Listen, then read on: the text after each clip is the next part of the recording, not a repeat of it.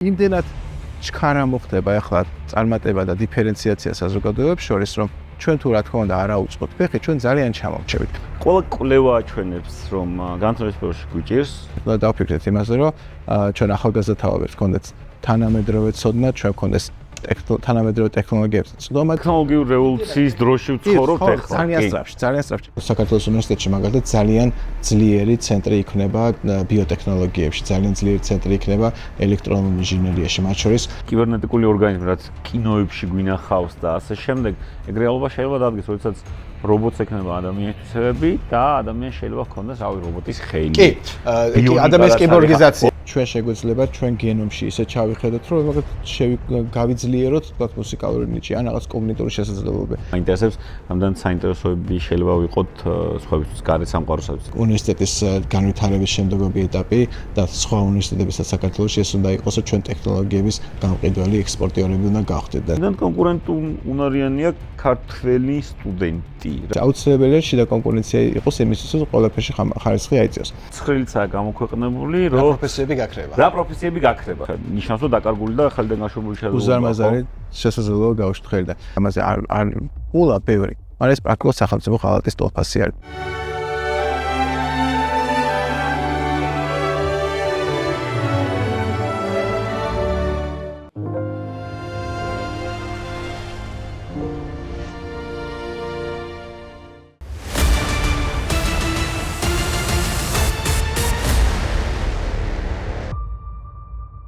გამარჯობა მეგობრებო, ეთერშია გადაცემა პოლიტიკური კოდი YouTube პლატფორმაზე მისმინე. გამოგყევით სოციალურ ქსელებში, Facebook-ზე, TikTok-ზე და გამოიწერეთ ჩვენი არხი, ბუნებრივია YouTube-ზე. დღეს ჩვენი გადაცემის სტუმარი იქნება კოკა თოფურია, საქართველოს უნივერსიტეტის რექტორი. გამარჯობა კოკა, მადლობა სტუმრობისათვის. მადლობა ზურა დაბატიჟებს. ჩვენ წინა სტუმარიც პრინციპში განათლების სფეროდან იყო და განათლების სფერო მეპირად მიმაჩნია, ჩემსაც პრიორიტეტია, მაგრამ არ მარტო ჩემცა პრიორიტეტი რა. ყველა კვლევა ჩვენებს, რომ განათლების სფეროში გვიჭირს, ანუ ეს უნდა იყოს რეალურად სახელმწიფოს პრიორიტეტი და მეორე მხრივ რა, სახელმწიფოს ყველაზე დიდი რესურსი არის მისი მოქალაქე. ანუ ადამიანი არის ყველაზე დიდი რესურსი. პატარა ქვეყნების მაგალითად, როგორც არის ნიდერლანდები, ისრაელი, სინგაპური, ხოლმე ამასაც ჩვენებს, რომ თუ კი შენ ჩადებ ადამიანის განათლებაში და ადამიანში, თქვათ ინვესტიციას, ეს ინვესტიცია არ მარტო ფულადია, დრო, ამ შემდეგ და ამ შემდეგ შენ მიიღებ გაცილებით მაღალ შედეგებს, ვიდრე დაუშვათ ბრაზილია იღებს. იმიტომ რომ ბრაზილია თუ რუსეთი და ამ შემდეგ შეუძლიათ გიგანტები იყვნენ, მაგრამ თავიანთ რესურსებს პირველ რიგში ადამიანს ვერ ამითარებენ. რა, ამიტომ ძალიან დიდი მადლობა სტუმრობისათვის და ვილაპარაკოთ საქართველოს განათლების სფეროში არსებულ პრობლემებზე. და იმაზე თუ საითკენ უნდა მივიდოდეთ, რა შეგვიძლია გავაკეთოთ, რა შეგვიძლია გავაკეთოთ მათ შორის უნივერსიტეტებს, იმიტომ რომ უნივერსიტეტი არ არის მარტო რაღაც სწავლების სფერო, უნივერსიტეტი არის კვლევა, მეცნიერება და ასე შემდეგ. მადლობა, მართალი ხარ, მე განვავრცობ იმას, რომ რამდენად მნიშვნელოვანი არის თანამედროვე ეპოქაში ცოდნა და რა როლი აქვს მას. ზოგადად ეკონომიკაში ცნობილია, რომ არსებობს წარმოების ფაქტორები, ხო? რაც საბოლოო ჯამში რის შედეგადაც იქნება პროდუქტი. წარმოების ფაქტორები კლასიკურად ეს არის მიწა, ეს არის ადამიანური შრომა, ეს არის კაპიტალი, იქნება ეს ფინანსები თუ სხვა მანქანადანადგარები, ეს არის ცოდნა, ანუ რაც მე ადამიანურ კაპიტალში გამოიხატება და ეს არის მეწარმეობა, ანტრეპრენორშიპი, ხო?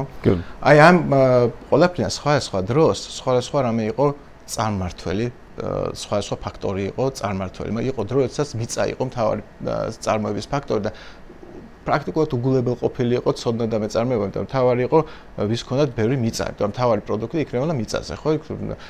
წიაღისეულის ამოღება იქნებოდა, თქვა, ქვის თუ ქვანახშირის თუ მოსავლის აღება იყო, სოფლის მეურნეობაში იყო მოსახლეობის 90% დასაქმებული, ამიტომ მიწა იყო მთავარი ფაქტორი, წარმოების ფაქტორი. შემდგომ როცა უკვე მანუფაქტურები და ქარხნები განვითარდა უკვე მე-18-19 საუკუნეში მიწამ და სოფლის მეურნეობამ და მოპოვებითი მრეწველობამ ცოტა ჩაიჩოჩო და უფრო მნიშვნელოვანი გახდა გადამამუშავებელი მრეწველობა და ამიტომ ფაბრიკა ქარხნები და მათკენ ყველაზე მთავარი კაპიტალია, ხო? მანქანადანადგარები, ფული, რომელიც აუცილებელია წარმოება მრეწველობა აამუშავო.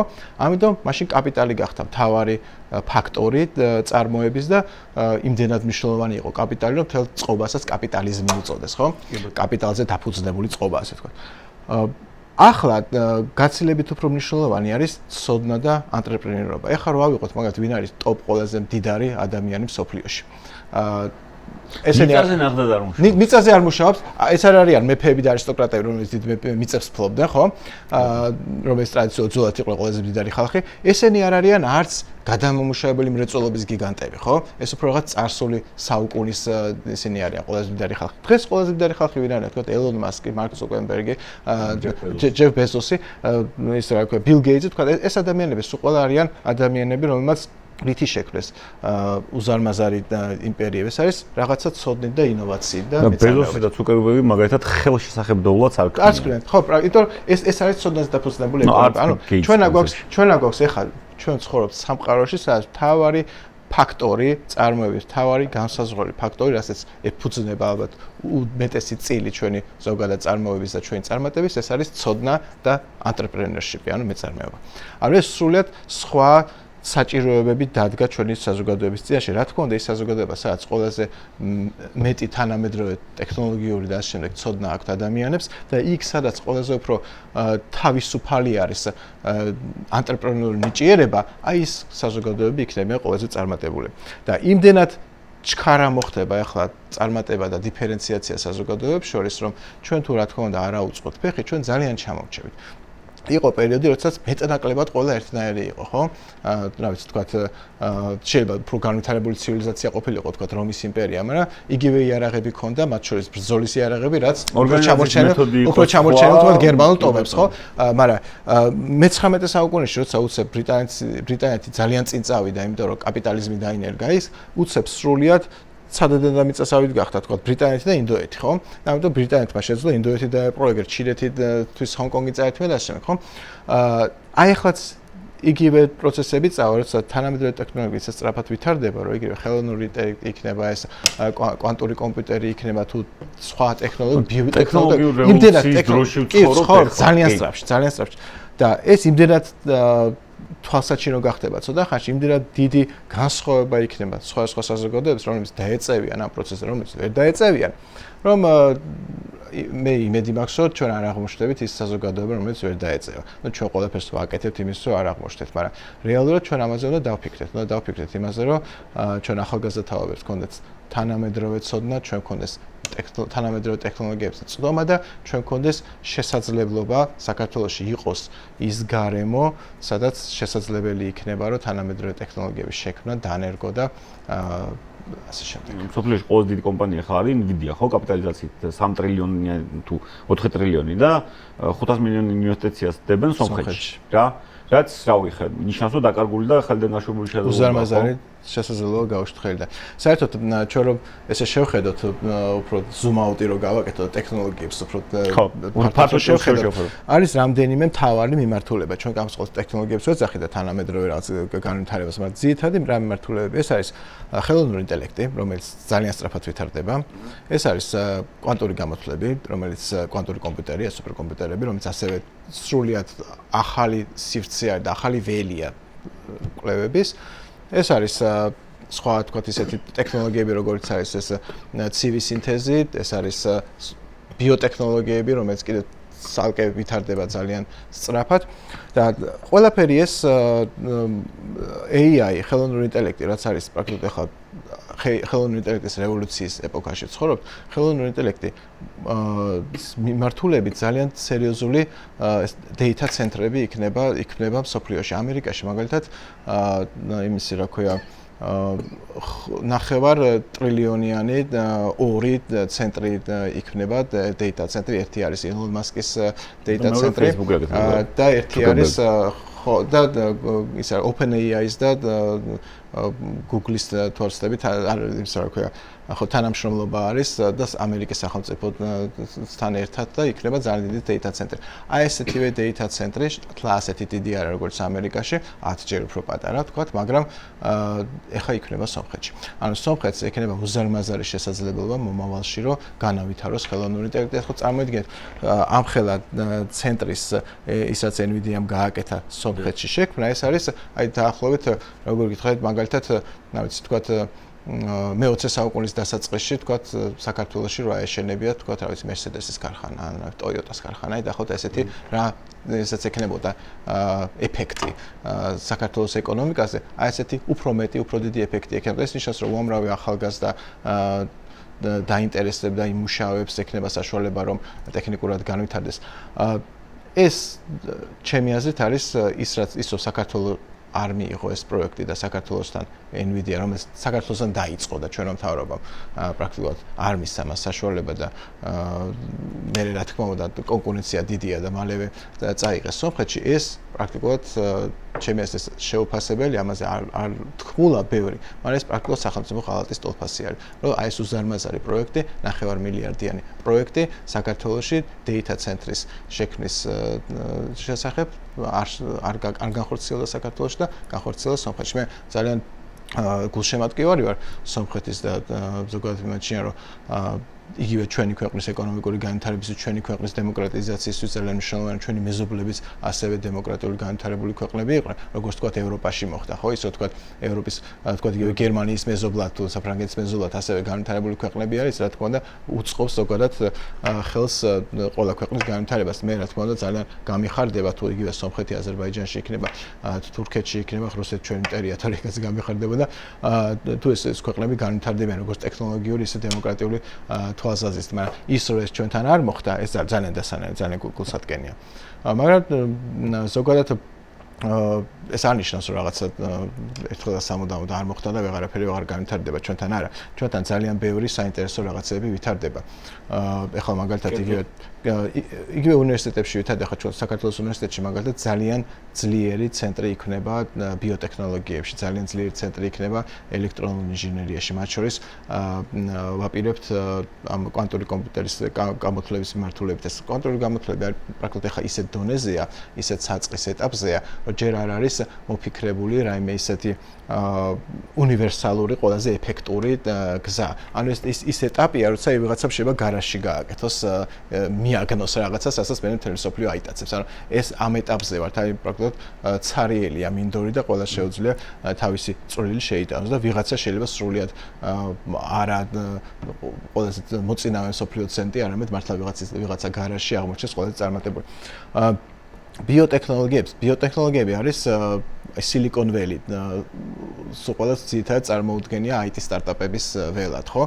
რა თქმა უნდა, IT სტარტაპებს ძალიან დიდი წილი აქვს, მაგრამ ბიოტეკი შეადგენს 70%-ს Silicon Valley-ის სტარტაპებისა. ანუ გაცილებით მეტი არის ბიოტექნოლოგიური და აი ეს ბიოტექნოლოგიების ცენტრი იქნება საქართველოში, საქართველოს უნივერსიტეტში რამდენიმე სერიოზული ინსტიტუტი და ჯგუფი მუშაობს მაგაზე, მათ შორის საზღვარგარეთიდან ჩამოდის ადამიანები, წარმატებული მეცნიერები, რომლებიც 10 წლების განმავლობაში საზღვარგარეთ მოღვაწეობდნენ, ესენი ჩამოდიან საქართველოში, ძალიან დიდი ინვესტიცია გაკეთდა და იქნება ძალიან დიდი ცენტრი ბიოტექში. ბიოტექნოლოგიას მიმართულებით ძალიან სერიოზული ჯგუფები მუშაობენ საქართველოს უნივერსიტეტში და ელექტრონული ინჟინერიის, ნანოტექნოლოგიების მიმართულებით და ცოტა ხანში საზოგადოება იხილავს ძალიან დიდ გარღვევებს, ძალიან დიდ საინტერესო რაღაცებს, რაც საქართველოში მოხდება. თქვენ როგორც ვიცით, ცოტა თანამშრომლობთ ხო ჯავახიშვილთან ერთად? ტრაგიკულად დაიღუპა. ცოტა ჯავახიშვილი ტრაგიკულად დაიღუპა ავიაკატასტროფაში და ცნობილია საზოგადოებისთვის. ცოტა ჯავახიშვილი არის დამფუძნებელი საქართველოს უნივერსიტეტში სინთეტური ბიოლოგიის ინსტიტუტის. ორი სიტყვა შემიძლია სინთეტური ბიოლოგიაზე თქვა საინტერესო იქნება. აი ერთხელ მოხდება ინა ბევრი თქვით რომ მაყურებლისთვის უფრო გასაგებია იყო, საბოლოოდ დავღეჭოთ რაღაცა. დავღეჭა, ხო. ნახეთ, სინთეტური ბიოლოგია ეს არის პრაქტიკულად საზღვარი დღეს მოლეკულური ბიოლოგიის. ეს რა არის აზრობრივად რომ წამოდეთ დნმ DNM-ი ეს არის როგორც კომპიუტერული პროგრამა, ესე რომ ჩავთვალოთ, ხო, ეს არის რაღაც პროგრამა, რომელიც აიძულებს მერე ცოცხალ სხეულს რაღაცები გამოიმუშაოს, ხო? DNM-ი არის პროგრამა. პრაქტიკულად, მაგრამ ასევე ცოცხალი ორგანიზმი ასეთ შემთხვევაში გამოდის, როგორც კომპიუტერში შევადაროთ hardware და software, ხო? Hardware არის ცოცხალი ორგანიზმი და DNM-ი არის software, ან პროგრამა არის, რომელიც შეიძლება გაუშვათ რომელიღაცა hardware-ში, ხო? და სინთეტური ბიოლოგია ეს არის ის ეტაპი განვითარების, როდესაც ჩვენ ვაიძულებთ ჩვენ შეგვიძლია hardware-ში, ანუ რაღაცა ცოცხალ ორგანიზმში შეუშვათ პროგრამა რაღაცა DNM-ი, რომელიც აი ამ hardware-ს, ანუ ამ რაღაც ცოცხალ ორგანიზმს აიძულებს, რომ გამოიმუშაოს ისეთი DNM-ი, ანუ შექმნას ისეთი პროგრამა, რომელიც ჩვენ გვინდა. აი მაგალითად თუ მაგალითად გვინდა რომ რაღაცა კოდი, რაღაცა პროგრამული კოდი, ანუ რაღაცა DNM-ური მიმდევრობა, ხო, ამ ცილების კონკრეტული შეიქმნას, რომელიც რაღაცაზე იმუშავებს, მაგალითად დაამარცხებს კიბოს, ხო, სიტუაციას ვლაპარაკობ. რაღაცას გამოიწვევს დაუნის სინდრომს, ხო? ჩვენ შეგვიძლია ვთქვათ, რომელიღაცა ბაქტერიას, იქ ბაქტერიაში შეუშვა რაღაცა კოდი, რაღაც DNM-ი, რომელიც აიძულებს იმ ბაქტერიას, რომ გამოიმუშაოს და შექმნას ისეთი ცილების მიმდევრობა, ისეთი DNM-ი, რომელიც მერე დაგეხმარება, თქვათ, რაღაც დაუნის სინდრომის დამარცხებაში. ანუ ეს ძალიან წარმოუდგენელი საზღვრებს ეთამაშება ეხლა თანამედროვე ბიოლოგია და საქართველოში ამის ცენტრი იქნება, სოფლიო ცენტრი. ეს არ არის ის, რომ სოფლიოში რაღაც დიდი რამეები კეთდება და საქართველოში ბოლოდ გადმოვიღეთ პატარა ნაწილი და რაღაცას ვასწავლეთ. არა, საქართველოს ცენტრი, საქართველოს უნივერსიტეტში სინთეტური ბიოლოგიის ცენტრი იქნება სოფლიო ერთ-ერთი ცენტრი ამ მიმართულებით. ჩვენთან შეიქმნება ახალი ცოდნა, ახალი გარღვევები მეცნიერებაში ამ მიმართულებით, რომ ძალიან დიდი რამეები კეთდება საქართველოში და ჩვენ მე იმედი მაქვს, რომ ის რაც ახლა ხდება ჩვენ ქვეყანაში პოლიტიკურად ეს რაღაც დროებითი არის, სახადივით იქნება და ჩვენ აუცილებლად აქედან გამომწვევით ალბათ ამ მოღალატეობებს და თუ არ იქნა დროებითი მაშინ აშვებით. თუ საქართველოს გადარჩენა უწერია და მე დარწმუნებული ვარ საქართველოს გადარჩენა უწერია, შეუძლებელია ესეთი სიტუაცია პოლიტიკური გაგრძელდეს. საქართველოს იცით რა, საქართველოს ყოლია შეიძლება უფრო ეფექტური ხელმძღვანელობა, მთავრობები, ხელისუფლებები, მეფეები თუ ასე შემდეგ. ყოლია ნაკლებად ეფექტური, ყოლია სულელები, ყოლია ძალიან ჭკვიანი, მაგრამ ალბათ მithumetes ახალ ისტორიაში ალბათ პირველად აკოს ჩვენ რეალურად მოღალატეობრივი ხელისუფლება და ეს არ შეიძლება ქართულმა ენმა დიდი ხანი აიტანოს. თავად ვასწავლდი 2 წელი საქართველოს უნივერსიტეტში და ჯიბაში. რა, ანუ მეტი არც არ მსწავლებია, მოწვეული ლექტორი ვიყავი და 2 წელს მერე შევეშვი პრინციპში ლექტორობას, დღესაც ლექციებს ნახდა არც არ უკითხულობას, იშვიათ შემთხვევით თუ ვინმე მომიწვევს, რატომაც არა, მაგრამ მოკლედ პირველად მესმის რომ რაღაც რთულ რაღაცებზე მუშაობთ, ანუ რეალურად აკეთებთ იმას, რასაც აკეთებენ უნივერსიტეტები რა, ანუ ევროპული უნივერსიტეტი მართლა ამ სისტემით მუშაობს, ანუ უნივერსიტეტი არ მარტო ასწავლის, არამედ ატარებს კვლევებს და ასე შემდეგ, ანუ ნობელის პრემიის ლაურეატები ვინც არიან, ეს არის ხალხი, რომელიც უნივერსიტეტში ასწავლის და პარალელურად რაღაცებს იკვლევს რა და ბუნებრივია ძალიან მიხარია. უბრალოდ მეორე მომენტი რაც არის, აი ქართული საზოგადოებისთვის მაგალითად აი პრაქტიკულად დარწმუნებული ვარ, რომ აი რა სპორტის სახეობა კერლინგში რომ მოიგოს ვიღაცამ ოლიმპიური მედალი, ის შეიძლება უფრო მეტს ნიშნავდეს და უფრო უკეთ გასაღდეს, ვიდრე პირობითად ვინმემ რომ ნობელის პრემია აიღოს ქართულმა მეცნიერმა რა და ეს აი არც პოპულარიზაცია ხდება, არც წარმოჩენა ხდება, ან რეალურად მოსახლეობა არ იცის, რომ ყავს უამრავი კარგი ქართველი მეცნიერი და არა აუცილებელი ცოტნა ჯავახიშვილივით, აი ეს ტრაგიკულად ავიაკატასტროფაში დაიღუპოს, რომ შენ მის მოღვაწეობის შესახებ გაიგო. ანუ რეალურად ეს პრობლემა არსებობს. აი ჩვენ არც კი ვიცით თუ რამდენი ქართველი მეცნიერი მართლა მოღვაწეობს და არა ხო ეს წავლენ ხოლმე დეპარტამენტის უფროსობიდან და მე დავასრულე ჩემი მოღვაწეობა და ეს ხალხი მართლა მოღვაწეობს 20-30 წელიწადია და ჩვენ ამაში არაფერი არ ვიცით რა და მაგრამ შეკითხებთ კიდევ ან თქვენ ქართულ მეცნიერებთან თანამშრომლობთ თქვათ თუ ანუ ქართულ და უცხოელ მეცნიერებთან, სავარაუდოდ ორივე, ხო? ორივე, რა თქმა უნდა, ქართულ და უცხოელ მეცნიერებთან, ახლა იგივე თქვა და ცოტა ჯავახიშვილი ვახსენე და ცოტა ჯავახიშვილის ის ცენტრი, სადაც ცოტა მოღვაწეობდა წლების განმავლობაში, ეს ხალხი რეალურად ნობელის პრემიის რეალური კანდიდატები იყვნენ, მათ შორის ცოტნეც და ეს ადამიანები ჩართულები არიან, რა თქმა უნდა, საქართველოს ამ ცენტრის მშენებლობაში და ცოტნე აღარ არის სამწუხაროდ ჩართული ამ ინიციატორი და სულის ჩამდგმელი, ასე ვთქვათ, აღარ არის ცოცხალი, მაგრამ სხვა ადამიანები, მისი კოლეგები ამერიკაში არიან, რომლებიც ძალიან აქტიურად იქნებიან ჩართულები სინთეტური ბიოლოგიის მიმართულებით. ასევე სხვა მიმართულებით, ვთქვათ, იმუნოლოგია რა ვიყოთ, რაც ასევე ძალიან მნიშვნელოვანი დარგი არის იმუნოლოგიაში, ვთქვათ, ჩვენ ყავს ბრიტანეთიდან, ამერიკიდან სხვა ცნობილი მეცნიერები ჩართულები გარდა ქართველი მეცნიერებისა. იმუნოლოგია ძალიან მნიშვნელოვანი მიმართულებაა კიდე ცალკე ბიოტექნოლოგიებში, იმიტომ რომ წარმოიდგინეთ, ჩვენ ზოგადად როგორ აგვაქვს კლასიკურად ჩვენი მედიცინა იყო იმაზე, რომ ჩვენ უნდა შევქმნათ რაღაც გარეთ წამალი, რომელიც ჩვენ ორგანიზმს რაღაცნაირად მოარჩენს, ხო, თქვათ, თავით თქვია რაღაცა უნდა დავლიოთ, თქვათ, რა ვიცი, კუჭი გვაქაშილი რაღაცა უნდა გარედან უნდა მივიღოთ, ხო? და ამ დროს სინამდვილეში ევოლუციურად ორგანიზმი ისე არის შექმნილი, რომ თავის თავს არჩენს. და თუ მისი იმუნიტეტი გამართულად მუშაობს, მას თეორიულად ყველა დაავადების მორჩენა შეუძლია. მაგრამ აქ არის ამბავი, რომ შენ როგორ მიახვედრო ხანდახან იმუნიტეტი და როგორ აიძულო, რომ მან იმუშაოს. აი, მან აქ არის პრაქტიკულად ჯერ კიდევ ბნელი, ისა რა უცოდირანი, უცნობი ველი არის ჩვენთვის კიდე გამოსაკლებად. მაგრამ იმუნურმა რეაქციამ შეიძლება მოხდეს. მაგალითად, კი, ავტოიმუნურმა დაავადებებმა, ხო? მაგალითად წარმოვიდგინოთ, რა არის თავისთავად ეს სიმსივნე, ხო, სიმსივნური უჯრედები. ეს პრაქტიკულად აი რომ წარმოვიდგინოთ, ეს არის ქვეყანაში შემოიჭრენ ვიღაც ყაჩაღები და ამ დროს შენ ყავს პოლიცია, რომელსაც შეუძლია გაუმკლავდეს ამ ყაჩაღებს, მაგრამ პოლიცია უბრალოდ არ იღებს ბრძანებას. ესენი არბევენ მოსახლეობას და პოლიცია ზის თავის იმაში პოლიციის იმაში რა შენობაში და არ აქვს ბრძანება რომ უნებელყონ გაანეიტრალონ ეს ყაჩაღები რომლებიც შემოიჭრენ ქვეყანაში. ამ დროს მათ ეს შეუძლია. აი ეს არის დაახლოებით ჩვენი იმუნიტეტი. კიბოს უჯრედებს იმუნიტეტი უბრალოდ ვერ ცნობს როგორც სტრესს და ამიტომაც არ ებსვის, თორემ მას შეუძლია ეს გაანადგუროს. და ეხლა აქ სასწავლი არის, რომ ჩვენ მივხვდეთ როგორ მოვიფიქროთ ის მექანიზმი, როგორ ვაიძულოთ ჩვენ იმუნიტეტს, როგორ მივახედოთ რომ სტერია და გადავხდოთ მასთან ბრძოლაზე.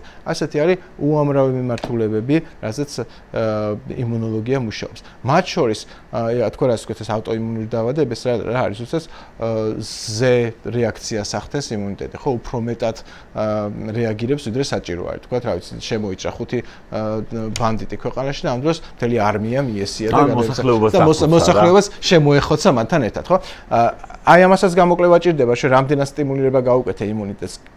ზედმეტი ხო არ გააკეთე, როდის ხდები, როდის უნდა მივხვდე რომ უკვე ზედმეტი მოგდეს. ნუ უამრავი მიმართულება არის კვლევის. ზოგადად თქვა რომ უნივერსიტეტი არისო ადგილი, სადაც მიმდინარეობს რა თქმა უნდა კვლევით საქმიანობას და მიმდინარეობს სწავლება. ეს არის კლასიკური მოდელი უნივერსიტეტის. იქ სადაც მარტო ასწავლენ, ეს პრაქტიკულად არის კოლეჯი, ხო?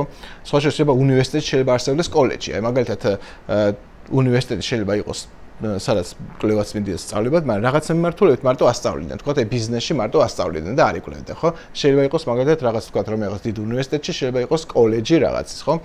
და თავისთავად საუნივერსიტეტო მოდელი ეს არის, როდესაც ხდება სწავლება და კვლევა ერთდროულად და ისიც ვისწავლოთ, ისიც რაღაც დოზით კვლევაში არის ჩართული. ამ მხრივ ძალიან მნიშვნელოვანი იმისთვის, რომ ეს განხორციელდეს, ძალიან მნიშვნელოვანი არის უნივერსიტეტის და სხვადასხვა ინდუსტრიების ჩართულობა. სხვანაირად ეს ვერ ხორციელდება. ის რომ საქართველოში პრაქტიკულად ვერ მოხერხდა აქამდე კარგი უნივერსიტეტის ჩამოყალიბება. კარგს გეტყვით, მაგრამ ჩვენ რაღაცებს ვაკეთებთ კარგად, ხო? რაც ღვინოს სპექტაკლებად კარგს ვასხამთ, ხო? ძალიან კარგად ვსებავთ, კარგი სიმღერა გავაკეთეთ, ხო? მაგრამ კარგი უნივერსიტეტი საქართველოს არ არის ცნობილი კარგი უნივერსიტეტი, ხო? ახლა სოფლიო ბაზარზე ლაპარაკობ, ხო? ახლა თქვა, რო უთხრა თქვა ვიღაცას თქვა რეგიონალური მასშტაბი. ხო, სოფლიო თქვა რა ვიღაც თქვა ავსტრიელს რო კითხვა აბა საქართველოს ჩამომითვალე არის, შეიძლება გაახსენდეს თქვა ხაჭაპური ან ღვინო ან რაღაცა. ცეკვა შეიძლება თუ ნახე, მას არ გაახსენდება ქართული უნივერსიტეტი. მაგრამ ინგლისზე ინგლისზე აუცილებლად გაახსენდება, ამერიკაზე აუცილებლად გაახსენდება, ხო? რატომ? იმიტომ რომ უნივერსიტეტი მოითხოვს თელ ეკოსისტემას მის ირგვლივ. აი როგორც თქვა, ახლა ლომი რომ მოვიყვანოთ ამ ოთახში, ალბათ ვერ გადარჩება, ხო? ჯერ ჩვენ ვერ გადარჩები და მე ლომიც ვერ გადარჩება. მე ლომიც ვერ გადარჩება. იმიტომ რომ აქ არ არის ის ეკოსისტემა, რაც ლომს ჭირდება, მთელი ის არის კვების ჯაჭვი და რაღაცა, რაც მას ჭირდება, ხო? უნივერსიტეტსაც ასეთი რამდენიმე დღე ვეყოფით. უნივერსიტეტსაც ასეთი ეკოსისტემა ჭირდება. ანუ რაც შეოს უნივერსიტეტის ეკოსისტემა. მეცნიერი რომელიც მაგალითად რაღაც ახალი დნმ მიიღო რაღაც დაასინთეზირა. ის არ ფიქრობს იმაზე, ვინ რაში გამოიყენებს ამას, ეს არ არის მეცნიერის საფიქრალი. მეცნიერი აგრძელებს თავის მიმართული, კიდე ახალ დნმ-ს შექმნის, კიდე რაღაც ახალს აღმოაჩენს, ახალ ასკოლს აღმოაჩენს. ეს არის მეცნიერის საქმე. მაგრამ ამის მერე უამრავი სტარტაპერი, ანტრეპრენერი უნდა იყოს ჩასაფრებული, რომელიც უყურებს, რომ ამან რაღაც აღმოაჩინა, თქვათ ეს ახალი ცილა, მე ავდგები და ამ ცილიდან შევქმნი ახალი ტიპის საჭმელს. ვიღაცას ხომ მოიფიქრებს, მე ამ ცილიდან გავაკეთებ რაღაც ახალი ტიპის წამალს. ვიღაცა იფიქრებს, მე აქედან გავაკეთებ რაღაც ხელოვნურ ტყავს სიტყვას. ვიღაცა იტყვის, რომ მე აქედან გავაკეთებ რაღაცა ნივთიერებას. ახალს. აი ეს არის უამრავი ადამიანის თვეში. მე მოგიყვან კარგ მაგალითს, რა? ტალღები, ხო აი მიკროტალღები, ხო რა შუაში თქოს. ვიღაცა ღუმელი მოიფიქრა, რომ გამოიყენა, გააკეთოს მიკროტალღები. მოგონილია შემთხვევით ისა, ანუ ბრიტანული რადარები მეორე მსოფლიო ომის დროს ბრიტანეთი გადაარჩინა რადარები. რა რეალურად მე ეს ლეგენდაროა, რომ აი სტაფილოს ჭამა თვალებს უხდება და რაღაცა. ეგ ლეგენდაც ბრიტანეთის დაზვერვის და სპეცსამსახურების გავრცელებულია, იმიტომ რომ მეორე მსოფლიო ომის დროს რადარების მეშვეობით იმდან ადვილად იგებდნენ გერმანელები როგორ უახლოვდებოდნენ მათ, იმდან ბევრს ყრიდნენ, რომ გერმანელებს რო არ ეფიქრათ, რომ რაღაც ტექნიკური გარღვევა ჰქონდათ, ამათ ბრიტანეთის მოსახლეობა და შემდეგ უკვე სხვაგან გავრცელა დაარწმუნეს, რომ სტაფილოს ჭამა კარგია თვალებისთვის, რა და ამიტომ სტაფილოს ჭამდნენ თუნდაც ბრიტანელები, ამიტომ შევიდანდნენ. მაგრამ უყურე აქ სხვა ისტორიაზე გადავდივართ. რადარის გამოგონებამ გამოიწვია მიკროტალღოვანი ღუმელის მოგონება, რაც სრულად შემთხვევით იყო, ანუ რადარები დიდი რაოდენობით გამოსხივებას გამოსცემდნენ და ერთ-ერთ ბრიტანელ ოფიცერს ედო ჯიბეში შოკოლადის ბატონჩიკი, ან შოკოლადია და შოკოლადი გაუდდა. მაგრამ აი შოკოლადის გადნობიდან მიკროტალღოვან ღუმელამდე რომ მიდის უკვე, აი გჭირდება ბიზნესი. აი, აქ ჭირდება ბიზნესი. ეს არ არის მეცნიერის საქმე. მეცნიერის საქმე მიკროტალღები იკვლიოს. მაგრამ აი, როდესაც უკვე ვიღაცა მოიფიქროს, რომ მე ამას გამოვიყენებ, რომ ხომელს გავაკეთებ, ვიღაცა იფიქრებს, რომ მე ამას გამოვიყენებ, ხომ?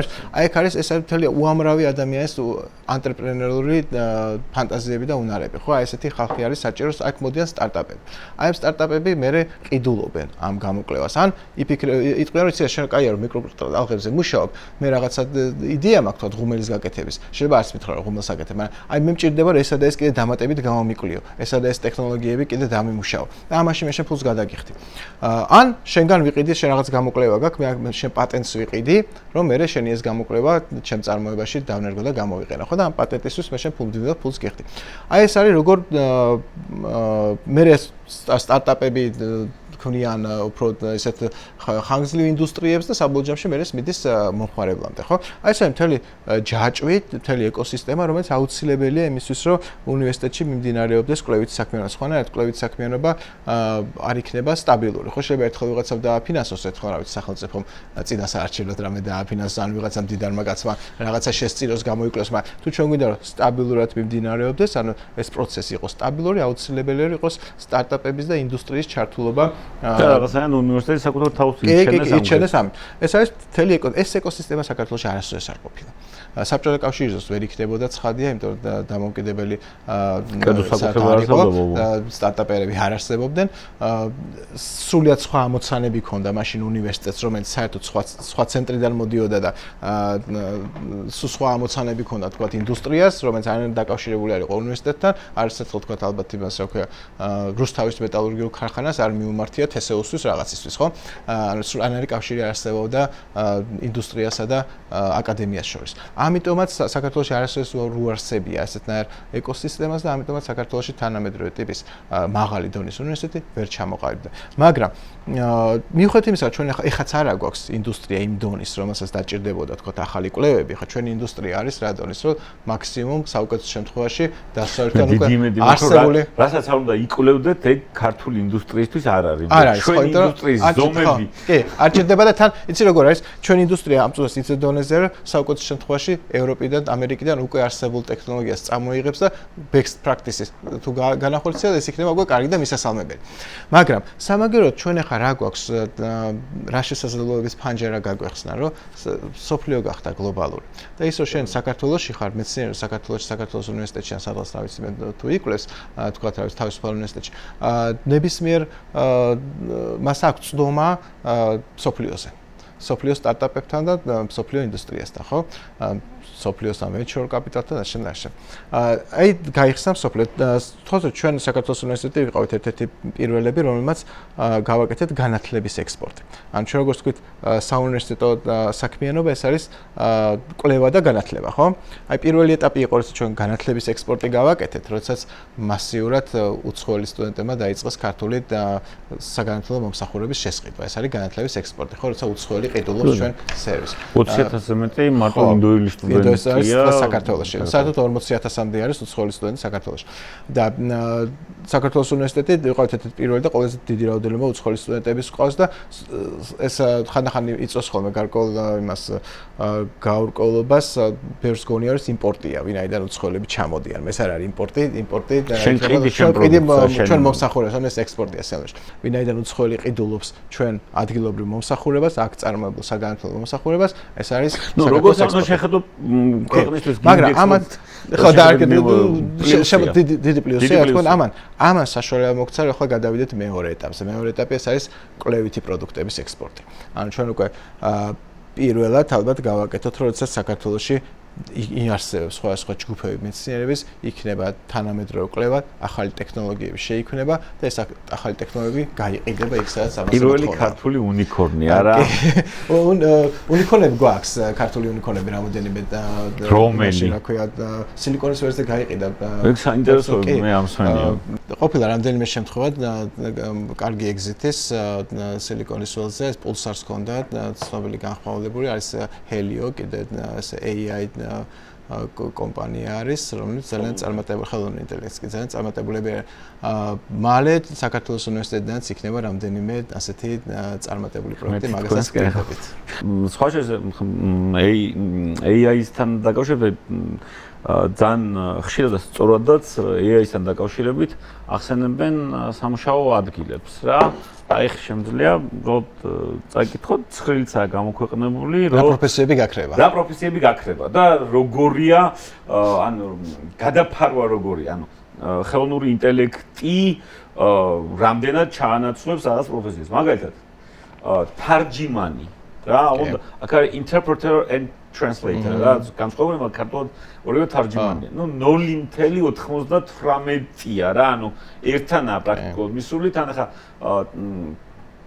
ხო არ ეგეთი მანქანის სწავლება ხო machine learning რაც არის ან მანქანა თავად ვესწავლობს ენას გამომდინარე იქიდან რომ ბევრი რესურსი აქვს ამ ენის სწავლების ინტერნეტში არის უფრო ინფორმაცია ამას ყველაფერს ერთად მოკრებს და თვით სწავლადი გახდა უკვე ენა ხო მე გარნიშნავს პირობითად რომ ახლა მე რომ სვანური ვიცი AI სვანურს ისწავლის ჩემზე პრომალე იმიტომ რომ სვანურად არაფერი არ იწერება ინტერნეტში არაფერი არ ისე მასალა არ არის იმდენი რომ ისწავლოს იმაზე ხელოვნურ ინტელექტმა ხო ლუშნუნე გვეხლიშანარს რა მაგრამ აი რაც შეეხება სხვა იმათ რა პროფესიებს ისტორიკოსები 0.91% პოლიტიკური მეცნიერება, political scientist 0.77% კი არა, ნუ რაც არის რა, სკალაზე.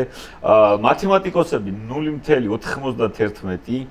ანუ შემიძლია სია გავაგრძელო რა, ანუ ასე მთელი რიგი პროფესიები, რომლებიც, ნუ, უბრალოდ დაიფარება AI-ის მიერ. ამ შორის data scientist-იც იქნება და პროგრამისტებიც, რა.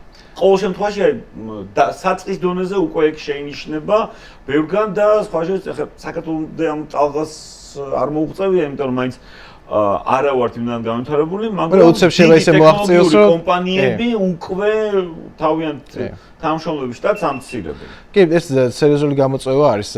ნახეთ, ახლა ჩვენს უნივერსიტეტში ვფიქრობთ, რა უნდა ვასწავლო ახლა სტუდენტს. რომ მისი ცოდნა აქტუალური იყოს 20, 30, 40, 100 წლის მერე, იმიტომ რომ ახლა ადამიანს 10 წლის მერე მაინც იყო აქტუალური. ადამიანს სიცოცხლის საგრძელობა მნიშვნელოვნად გაიზარდა და კიდე გაიზრდება. ანუ ის ადამიანები, რომლებიც ახლა სტუდენტები არიან, ხო, 18-20 წლის ასაკში.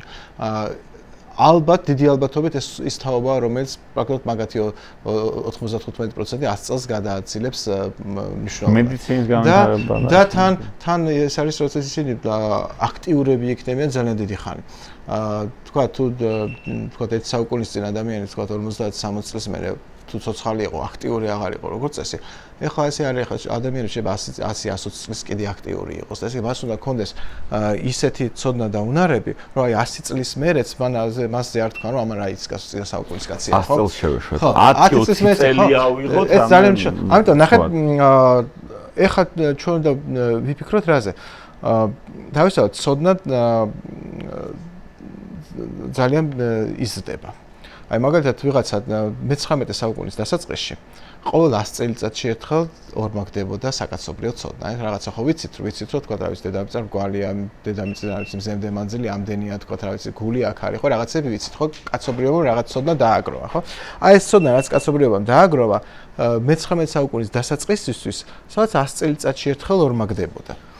რეზერფორდს უთხრა თუ არ ვშტები მისმა მასწავლებლმა თუ ერთ-ერთ დიდ ფიზიკას შეეშვიო რა ყველაფერი აღმოჩენილია აქ ახალი არაფერი არ შეიქმნება არასოდესო ხო და ეხლა მე-20 საუკუნის დასაწყისში სადაც 20-30 წელიწადში ერთხელ ორმაგდებოდა ცოდნა აი რაც იცოდნენ მე-20 საუკუნის დასაწყისში თქვა 1901 წელს მეორე მსოფლიო ომისთვის ორჯერ მეტი რაღაცა იყო უკვე კაცობრიობის ხო ძალიან სწრაფად წავედით წინ მე დავიბადე სადაც მე ბავშვი იყო 80-იან წლებში მაშინ 1 წელიწადში ორმაგდებოდა საკაცობრიო ცოდნა.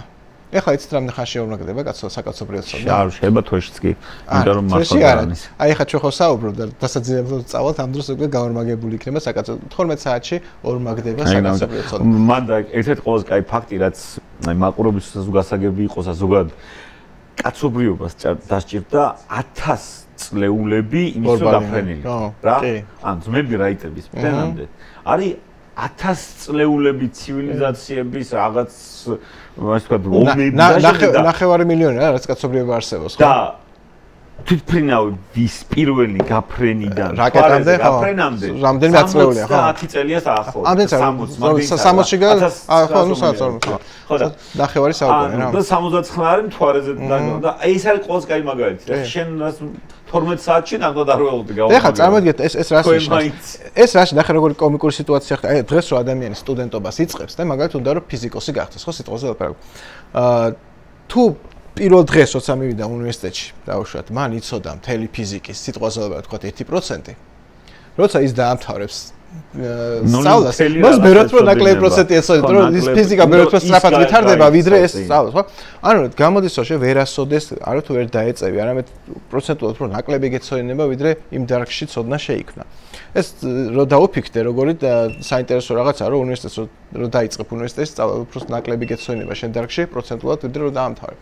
აი მე-19 საუკუნეში შეიძლება ადამიანი ყოფილიყო მე-18 საუკუნეში, რომელმაც თავის დარგში ყველაფერი იცოდა. არა მარტო თავის დარგში, ბევრ რამეში კიდე ცოდა. დარგი იყო, პოლიმათები ასე უნდა, ლეონარდო და ვინჩი ითვლებოდა, რომ იმ დროს ყველაფერი იცოდა. ლეონარდო ხო, რა ვიცი, თქვა დეკარტმა ალბათ ყველაფერი იცოდა, ხო? ანუ რაღაც ლაიბნიცმა, ნიუტონმა პრაქტიკულად ყველაფერი იცოდა, რაც კი შეიძლება ცოდნოდათ ფიზიკაში, მათემატიკაში, ფილოსოფიაში და რაღაც ცოდა. ეხლა შეუძლებელია ასეთი რა. ეხლა შეუძლებელია რაღაც დარგშიც კი იყო, რაღაც ფიზიკის ქვედარგშიც კი ვერ იქნება სპეციალიზაცია ხო, და უამრავი ცოდნა იქნება. ამიტომ რა ცოდნა უნდა ქონდეს და რა უნარები უნდა ქონდეს ადამიანს, რომ აი ესეთ პირობებში მაინც წარმატებული იყოს გინდა 10 წლის მერე, ხო?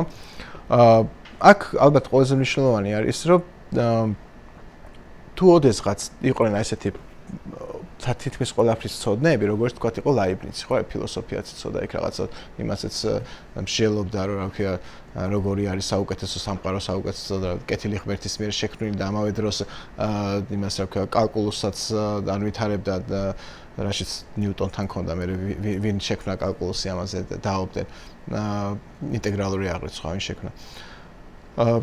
იმ დროიდან ადამიანები ყველაფერი იცოდნენ, ხო, მეტნაკლებად. მერე მოვიდა დრო, როდესაც ადამიანს მიხვდნენ, რომ ყველაფერი ვერ ეცოდინებოდათ, თქვა რა, ჯონ სტიუარტ მილივით ყველაფერი ვერ ეცოდინებოდათ, ეკონომიკაც და ეს რა, ფილოსოფიაც და ფიზიკაც.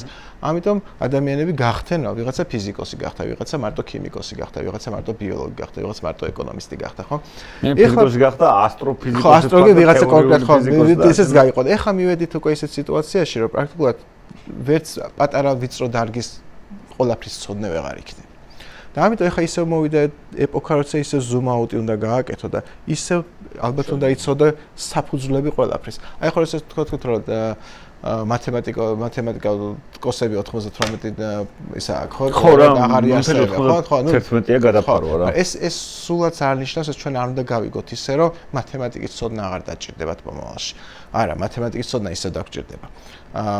ფიზიკის ცოდნა ისევ დაგჭირდება, ქიმიის ცოდნა დაგჭირდება და ეს უბრალოდ ჩვენ ისეთი ცოდნა უნდა გქონდეს, რომ მაგალითად თუ მე ზოგადად ვერ ყვევი მეცნიერებაში და ტექნოლოგიებში, ცოტა ქიმიაც ვიცი, საფუძვლები, ქიმიის საფუძვლები, ფიზიკისაც ვიცი, მათემატიკაც ვიცი, პროგრამირებაც ვიცი, საფუძვლების დონეზე. მე არა ვარ ძალიან ვიწრო სპეციალისტი რაღაცაში, მაგრამ საფუძვლების დონეზე შეიძლება ყველაფერში ვერ გავიგოთ, ცოტა ბიოლოგიას ვერ გავიგოთ. მე თუ ვარ, ჩვენ ყველა ადამიანი უნდა გავხდეთ მომავალში გამომგონებლები და ყველა უნდა ვიყოთ სტარტაპერები, ასე ვთქვათ. აი ესეთი ადამიანი მე როცა ზოგადად მთელ სპექტრს ხედავ და ფართო ხედვით შემილია მთელ ტექნოლოგიებს შევხედო, აი მაშინ მე შეიძლება რაღაცა იდეა გამიჩნდეს და რაღაცა სტარტაპი გავაკეთო და მე რაშიც დამჭირდება, იმაში უკვე zoom-ინი გავაკეთო და უფრო ღრმად შევისწავლო. მე უნდა მქონდეს ფართო ცოდნა ბევრი რაღაცების, მე უნდა მქონდეს ის უნარები, რაშიც ხელოვნური ინტელექტი ვერ აჯობებს ადამიანს, ყოველ შემთხვევაში აი რასაც ხედავთ იმ პერსპექტივაში.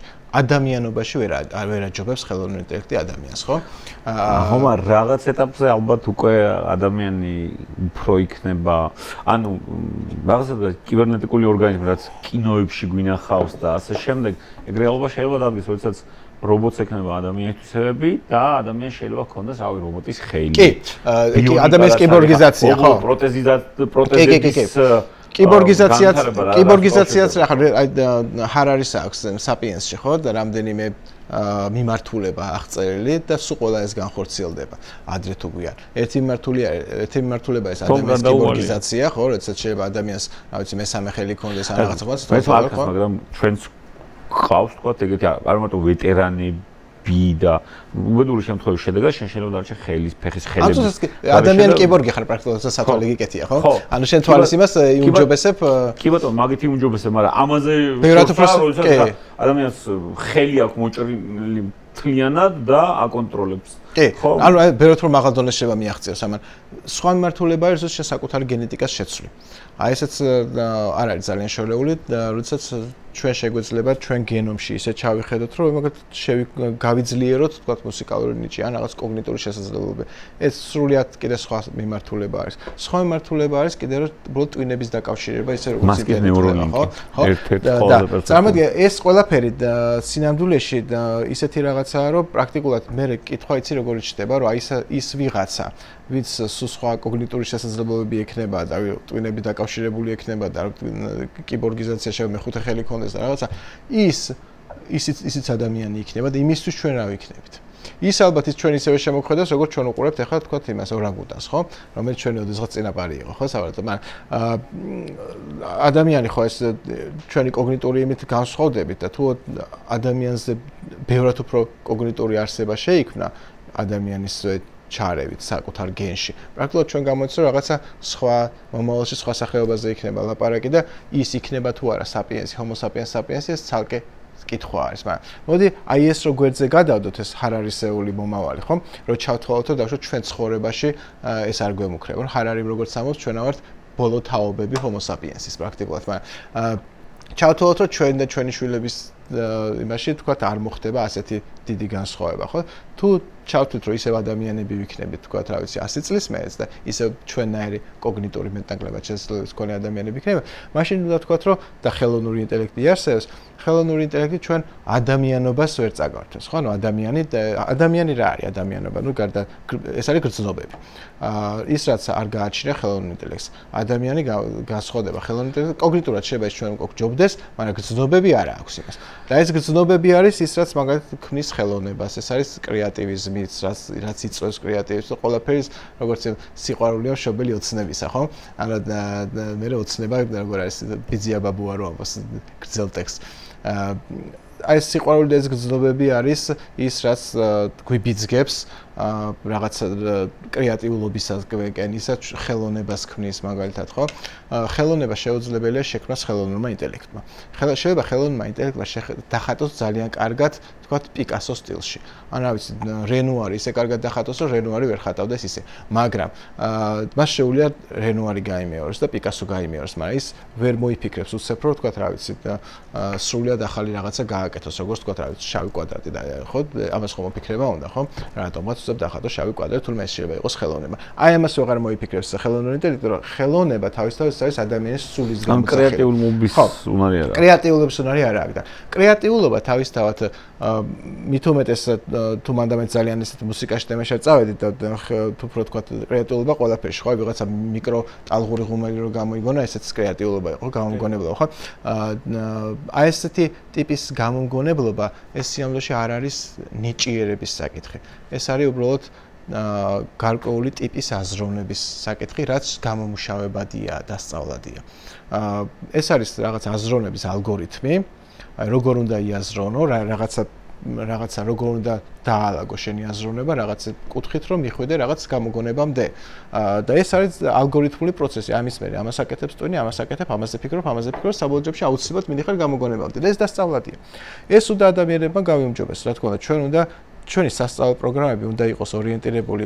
ასეთ უნარებზე ეს არის გამოგონებლური უნარები ეს არის კრეატივიზმი ეს არის სამეწარმეო უნარები და ეს არის დიდი ფართო ცოდნა რაც ყველას უნდა ქონდეს. არსებობს პროფესიები, სადაც სამეწარმეო უნარები და გამოგონება უბრალოდ აი ვერ გექნება. საერთაშორისო ურთიერთობები და დიპლომატია მაგალითად. ვერ გექნება აქ სამეწარმეო უნარი, ვერ გექნება ან კრეატიული კი უნდა იყოს დიპლომატი, ბუნებრივია რა, ნორმალურ ქვეყნების დიპლომატებს გულისხმობ და არა იმასაც ხა ჩვენთან ხდება, მაგრამ დიწარმეული ნიჭით სამეწარმეოის არ არის აუცილებელი რა და იგივე საერთაშორისო ურთიერთობები რო ავიღოთ, აი ჩემი გამოცდილებიდან შემიძლია გითხრა რომ ChatGPT რა სტატიასაც დაწერს შემიძლია რაღაცები შეუსწორო, რაღაცებზე ვთქვათ მიმართულებები მივცე და რაღაცა, მაგრამ ნუ პრაქტიკულად აი ჩემნაირს დაწერს საერთაშორისო ურთიერთობებში, აი ზანგეზურის კორიდორზე, სომხეთ აზერბაიჯანზე ოდნავ რაღაცები უნდა შეუსწორო და მე რო პერსპექტივაზე ფიქრობ, რომ ეს ერთ წელიწადში შენ გაგასწრებს, იმიტომ რომ მართლა ბოლო ერთი წელიწადია თუ ორი წელიწადია ძალიან სწრაფად მიდის წინ, აი რაც შენ თქვი. ხო, ანალიტიკაში გჯობნის. ანალიტიკაში გჯობნის ასე. არა, ანალიტიკაში ვერ ჯობნის ზუსტად ჯერ რა, მაგრამ ინფორმაცია აქვს ძალიან ბევრი. ბევრიც არ უკლია რა. ან გავა ამ ზღვარზე. მაგრამ ეს არ არის, ეს არის რაც უნდა დავუთმოთ ხელოვნურ ინტელექტს. ხო, αναλυτიკას ალბათ ეგეთ ბევრი ინფორმაციის სიამოვნებაში რა არის ეს ანალიტიკა, ეს არის ბევრი ინფორმაციის დამუშავება და მოკლედ დროში. ამაში გვაჯობებს და ეს ძალიან კაი ხელსაწყო იქნება, ხო? ჩვენ ხო არ დავდობთ იმაზე, რომ კალკულატორი გვჯობნის ანგარიში. არა, უბრალოდ ანუ მომდევნო ეტაპის სტატიის დაწერის გაზეთში თუ სამეცნიერო ვთქვათ სტატიის იქნება კოლაბორაცია თანამშრომლობა AI-სთან. პლაგიატში რო არ ჩაგეთვალოს, უნდა დაწერო, რომ მე და AI ვითანამშრომლობთ. ამ სტანდარტის ანერგვა მოგიწევთ უნივერსიტეტებს მაგალითად, აი. იმიტომ რომ შეუძლებელი ხა გამრავლების ტაბულა სკოლაში ხო ისწავლებოდა თავის დროს. ის გამრავლების ტაბულა იმიტომაც ისწავლებოდა, რომ კალკულატორიდან ფართოდ არ გამოიყენო, ჯერ საერთოდ ასე შეგვიძლია კომპიუტერ ჩაანაცვლა ბევრი რაღაცა, ერთად გიკეთებს ბევრ საქმეს. შენ ხო არ ცდილობ ხა, ვთქვათ, შენით აწარმოეს გამრავლებები და ასე შემდეგ რა, მithumets დიდ რიცხვებზე როცა საუბარი რა, ეგ ბევრს არ შეუძლია ისედაც. იცი რა ეს ნაწილებია, რაც მართლა AI-ს ეკუთვნის. როცა ველაპარაკობ, თქვათ, აი კრეატიულობა, გამოგონებლობა, ანტრეპრენორობა, ამას რაღაც ეს უნარში რო ვაერთიანებ, აქ ისეთ რაღაცებს გულისხმობ, რაც სუფთა ადამიანური არის. ადამიანი იმიტომ არის ყველაზე წარმატებული ცოცხალი ორგანიზმი ხა სამყაროში, რომ ადამიანს აქვს უნარი შექმნას ფიქციები, ეს ხო ესეა. შეიძლება ისე ნიანდერტალელი ჩვენზე ჭკვიანი იყო კოგნიტურად და უფრო ძლიერიც იყო, მაგრამ ჩვენ ვაჯობეთ ნიანდერტალს, იმიტომ რომ ნიანდერტალს თურმე არ ქონია უნარი რომ შეექმნა ფიქციები. ჩვენ საერთოდ მთლიანად ფიქციებში ვარსებობთ. ყველაფერი ფიქცია არის, მათ შორის ჩვენი ქვეყანა, ჩვენი რელიგია, ჩვენი მათ შორის ახლა უნივერსიტეტზე საქართველოს უნივერსიტეტზე ვლაპარაკობ, ფიქციაა, ხო, თავისთავად. უნივერსიტეტი. იცი რა არის, მაგათ ავიღოთ რა არის საქართველოს უნივერსიტეტი, თქვათ რა არის ეს? შენობაა? ლაბორატორიებია, პროფესორ-მასწავლებლებია, მისი დამფუძნებლებია, სტუდენტებია თუ რა. შეიძლება შენობა დაიწვას, მაგრამ უნივერსიტეტმა გააგრძელოს ფუნქციონირება. სტუდენტები ახლა წავიდნენ დაამთავრონ, ახლა მოვიდეთ უნივერსიტეტი გააგრძელებს ფუნქციონირებას. მისი დამფუძნებლები შეიძლება აღარ იყვნენ წესმეცნიერება ცოცხლები, მაგრამ უნივერსიტეტი კიდევ აგრძელებდეს ფუნქციონირებას. პროფესორ-მასწავლებლები შემიდიოდნენ, მოდიან ვიღაცები წავიდნენ, მაგრამ უნივერსიტეტი აგრძელებს ფუნქციონირებას. ანუ თავისთავად რეალური სამყარო არის ეს სკამები, მერხები, დაფები, შენობები, ლაბორატორიები, სტუდენტები, მასწავლებლები, აი ეს არის რეალური სამყარო. მაგრამ რეალური სამყარო შეიძლება არ არსებობდეს და თავისთავად უნივერსიტეტი ის მაინც აგრძელებდეს მუშაობას. ამ დროს პირიქით შეიძლება წარმოიდგინოს რომ ვიღაცამ თქვა იქ იმაში რა ქვია ავტორიზაცია არ მისცეს უცებ უნივერსიტეტს ვიღაც მინისტრმა ხელი მოაწეროს მის გაუქმებას. ამ დროს რეალური სამყარო შეიძლება ჯერ კიდევ არსებობდეს, უნივერსიტეტის შენობა არსებობდეს, შვენიერი გამართული ლაბორატორია, პროფესორები იჯდნენ, ყველა ცოცხლ სტუდენტები იყვნენ, მაგრამ უნივერსიტეტი აღარ არსებობდეს. ხო, თავისთავად უნივერსიტეტი ყოფილა ფიქცია, რომელიც არსებობს, თან არსებობს ამ რეალურ სამყაროში, მაგრამ ეს ფიქციაა თავისთავად. ფიქცია ჩვენი სახელმწიფოს თავით თლიანად, ხო? რავი, უზარმაზარი სახელმწიფო იყო საბჭოთა კავშირი, რომელიც ამერიკას აშინებდა, თელსოფლიოს აშინებდა ატომური განადგურებით და რავი, რამოდენიმე ადამიანი შეიკრიფა ბელოვეჟის ტყეში ხელი მოაწერეს და გაქრა სახელმწიფო. ამ დროს მიწა ხო დარჩა, ის ბირთვული ქობინები ხო დარჩა, ყველაფერი ხო დარჩა. ანუ თავისთავად ყველაფერი რეალური სამყარო დარჩა, მაგრამ ფიქციამ არსებობა შეწყვიტა. ჩვენ ვართ ადამიანი, ჩვენ ვართ არსებები, რომელიც ფიქციების სამყაროში ვარსავთ. ყველაფერი ჩვენ ვიქნით ფიქციებს და ამ ფიქციებისთვის თავს დავდებთ, შევეწირებით და ყველაფერს გავაკეთებთ ამ ფიქციებისთვის. სიამოვნებაში ამისთვის შევეწირებით, რომ ფიქციის, ყველაფერი ფიქცია, სამშობლოს ფიქციაა ჩვენ, ხო? ეს თავარი ყოველთვის იყო, მაგრამ ყველა იაზრებდა კი სამშობლოს, ჩვენი სამშობლოს, ჩვენი სახელმწიფო ეგეთი რაღაც გააზრები ყოველთვის ხო არ იყო. აი პოლიტიკური მეცნიერებები გაქრებაო, მე ვერ ვიტყვი რომ გაქრება, შეიცვლება. აი მაგალითად ავიღოთ აი ესეთი პიროვნება როგორც თქვა ნაპოლეონი. ნაპოლეონი ერთ-ერთი კრეატორი იყო ფიქციის. რაში იყო მისი წარმატება, ხო? როცა ნაპოლეონი ალბათ ერთ-ერთი პიონერი, რომელმაც დაიწყო ნაციონალიზმის იდეის გატანა, ხო? საფრანგეთთან ხო ნაციონალიზმი, ენის უნიფიკაცია. კი, ზუსტად, ანუ ფაქტობრივად საფრანგეთის რევოლუცია პარის გარდა არ ლაპარაკობდა. ფრანგული რევოლუცია, საფრანგეთის რევოლუცია რომ მიმდინარეობდა, დასრულდა უკვე ბურჟუაზიული რევოლუცია და ეს მეფე გადმოაგდეს, თავი მოკვეთეს, ცოლს თავი მოკვეთეს, უამრავი არისტოკრატიას თავი მოკვეთეს, მაგრამ არ თავდებოდა, ხო ეს რევოლუცია, ხალხი რომელიც გამოვიდა გარეთ, აღარ შედიოდა, აღარ ბრუნდებოდნენ მინდვრებში და მთავრობა ცდილობდა რომ ხალხო დამთავრდა რევოლუცია, ყველაფერი ხო კალენდარი შეცვალეთ, ყველა მოვკალით დამთავრდა, მიუბრუნდით თქვენ ქარხნებს, მიუბრუნდით თქვენ მინდვრებს, ყანებს და გააგრძელეთ ყოველდღიური ცხოვრება, მაგრამ ეს არ თავდებოდა, ხო? ვერ ხდებოდა ეს დინარო გამოვიდა კალაპოტი და უკან ვეღარ შეიყვანა ეს რევოლუცია, უბრალოდ არ თავდებოდა და ეს ხალხი ისე რევოლუცია უნდა დაიძახეს და გადაწყვეტდნენ რაღაცას, ხო? და ამ დროს მიიღო გადაწყვეტილება ხელისუფლებამ, მოდი ავირჩიოთ ეს დროებით მოვიყვანოთ დიქტატორი ნაპოლეონი, რომელიც დროებით დააწყნარებს სიტუაციას ერთი წლით. მე წელს მე ვერ დააწყრა ნაპოლეონმა და მოითხოვა კიდე გამიხანგრძლივეთო, ხო? და რა იყო ნაპოლეონის იდეა? და ნაპოლეონმა მიმართა საზოგადოებას, რომ ჩვენ ვართ ფრანგები, ყველაზე მაგარი ხალხი ვართ, ყველაზე მაგარი სახელმწიფო შევქმნით. ჩვენ ფრანგობით უნდა ვიამაყოთ, ჩვენი საფრანგეთით უნდა ვიამაყოთ. და უცებ ადამიანებში ნაციონალური სიამაყის, ეროვნული სიამაყის განცდა გაუჩინა. მანამდე რა თქმა უნდა, ერები ყოველთვის არსებობდა, ქართული ერიც რამდენი საუკუნე არსებობდა, ფრანგი ერიც არსებობდა, ასეთ, მაგრამ მათი ნაციონალური სიამაყე და ის რომ ისინი ფრანგები არიან, ფრანგული სახელმწიფო თავარი. ინგლისურად ვთქვათ nations, ერის სახელმწიფო, ხო, აი ზუსტად, ხო? ერის სახელმწიფოს ჩამოყალიბებს ერთ-ერთი თავი. ხო, მეფისთვის კი არის იბრძვის. ზუსტად, არც რელიგიისთვის, არც მეფისთვის, კი. მამული და იმის, ხო? სახელმწიფოსთვის იბრძვის და ამ ნაპოლეონმა ადგა მთელი ეს ნიაღვარი რევოლუცია, რომელიც ვეღარ შედიოდა კალაპოტში, ადგა და მიმართა და სოფლიოს დასაპყრობად. იმიტომ რომ მათ გაუჩნიათ თქვენ ახლა ყველაზე მაგარი ფრანგები და თქვენ შექმნით რევოლუცია, მეტი ამას ვერავინ ვერ შექმნა, ეხლა დავაჭერს და გავიტანოთ თელ სოფლიოში, ხო? ადამიანს ხო კიდე ეს თვისება აქვს, რაღაც რომ გავიგოთ ჭეშმარიტებას რომ მივაგნებ, მაგრამ ყოველს უნდა ან ვაიძლოთ, ან დავარწმუნოთ, ხო ამ ჭეშმარიტებაში, როცა აღმოვაჩინეთ, როცა ქრისტიანობა იქადაგა მაცხოვარმა და როცა ჩვენ დავიჯერეთ ქრისტიანები გახდით, გადაწყვეტოთ, სულ ყოველს უნდა ცეცხლი და מחვილით მოვდოთ ქრისტიანობა, ხო? ასევე როცა მუჰამედმა ჭეშმარიტება უთხრა არაბებს და გაიგესოთ რომ ალაჰი ყოფილა ღმერთი, გადაწყვეტეს რომ მოდით თავი მსოფლიოს გავაგებინოთ რომ ალაჰი ღმერთი და ყოველს ვაიძულოთ რომ დაიჯეროს ალაჰი ღმერთი, ხო? ეს სულთა ადამიანურია. როცა ფრანგებმა იწუნეს რომ ისინი ყველაზე მაგარი სახელმწიფოს შემოქმედები და ეს მათი რევოლუციური კონსტიტუცია არის ყველაზე ლიბერალური და ყველაზე კარგი, ახლა უნდა დავეთ მსოფლიოს მოდო და მსოფლიო დავიბრყო და ყველგან გავაკეთოთ ასეთივე ბურჟუაზიული რევოლუცია. ანუ თავისთავად ადამიანები ვქმნით ფიქციებს და ყველაზე წარმატებული პოლიტოლოგები თუ პოლიტიკოსები თუ მოღვაწეები აი მიმართ სოციალური მიმართულებით იქნება ისინი რომელიც ახალ ფიქციებს შექმნიან. ოდესღაც ეს ფიქციები არ გვაკლია. საქართველოს არ გვაკლია, უნდა შეიქმნას ჩვენ ფიქციებით მოარსებე არსებები ვართ ადამიანები, არც უნდა გვაკლდეს. ეს ფიქციები უნდა იყოს ალბათ პროგრესული, რომელსაც კარგისკენ მივყევართ, ხო? ზოგიერთი ფიქციას არ მივყევართ კარგისკენ. სწორად მივყევ ხალხს გulis ხოვდი. ჩვენ ბევრი ფიქცია გვაქვს, არ მივყევართ კარგისკენ, ხო? კი.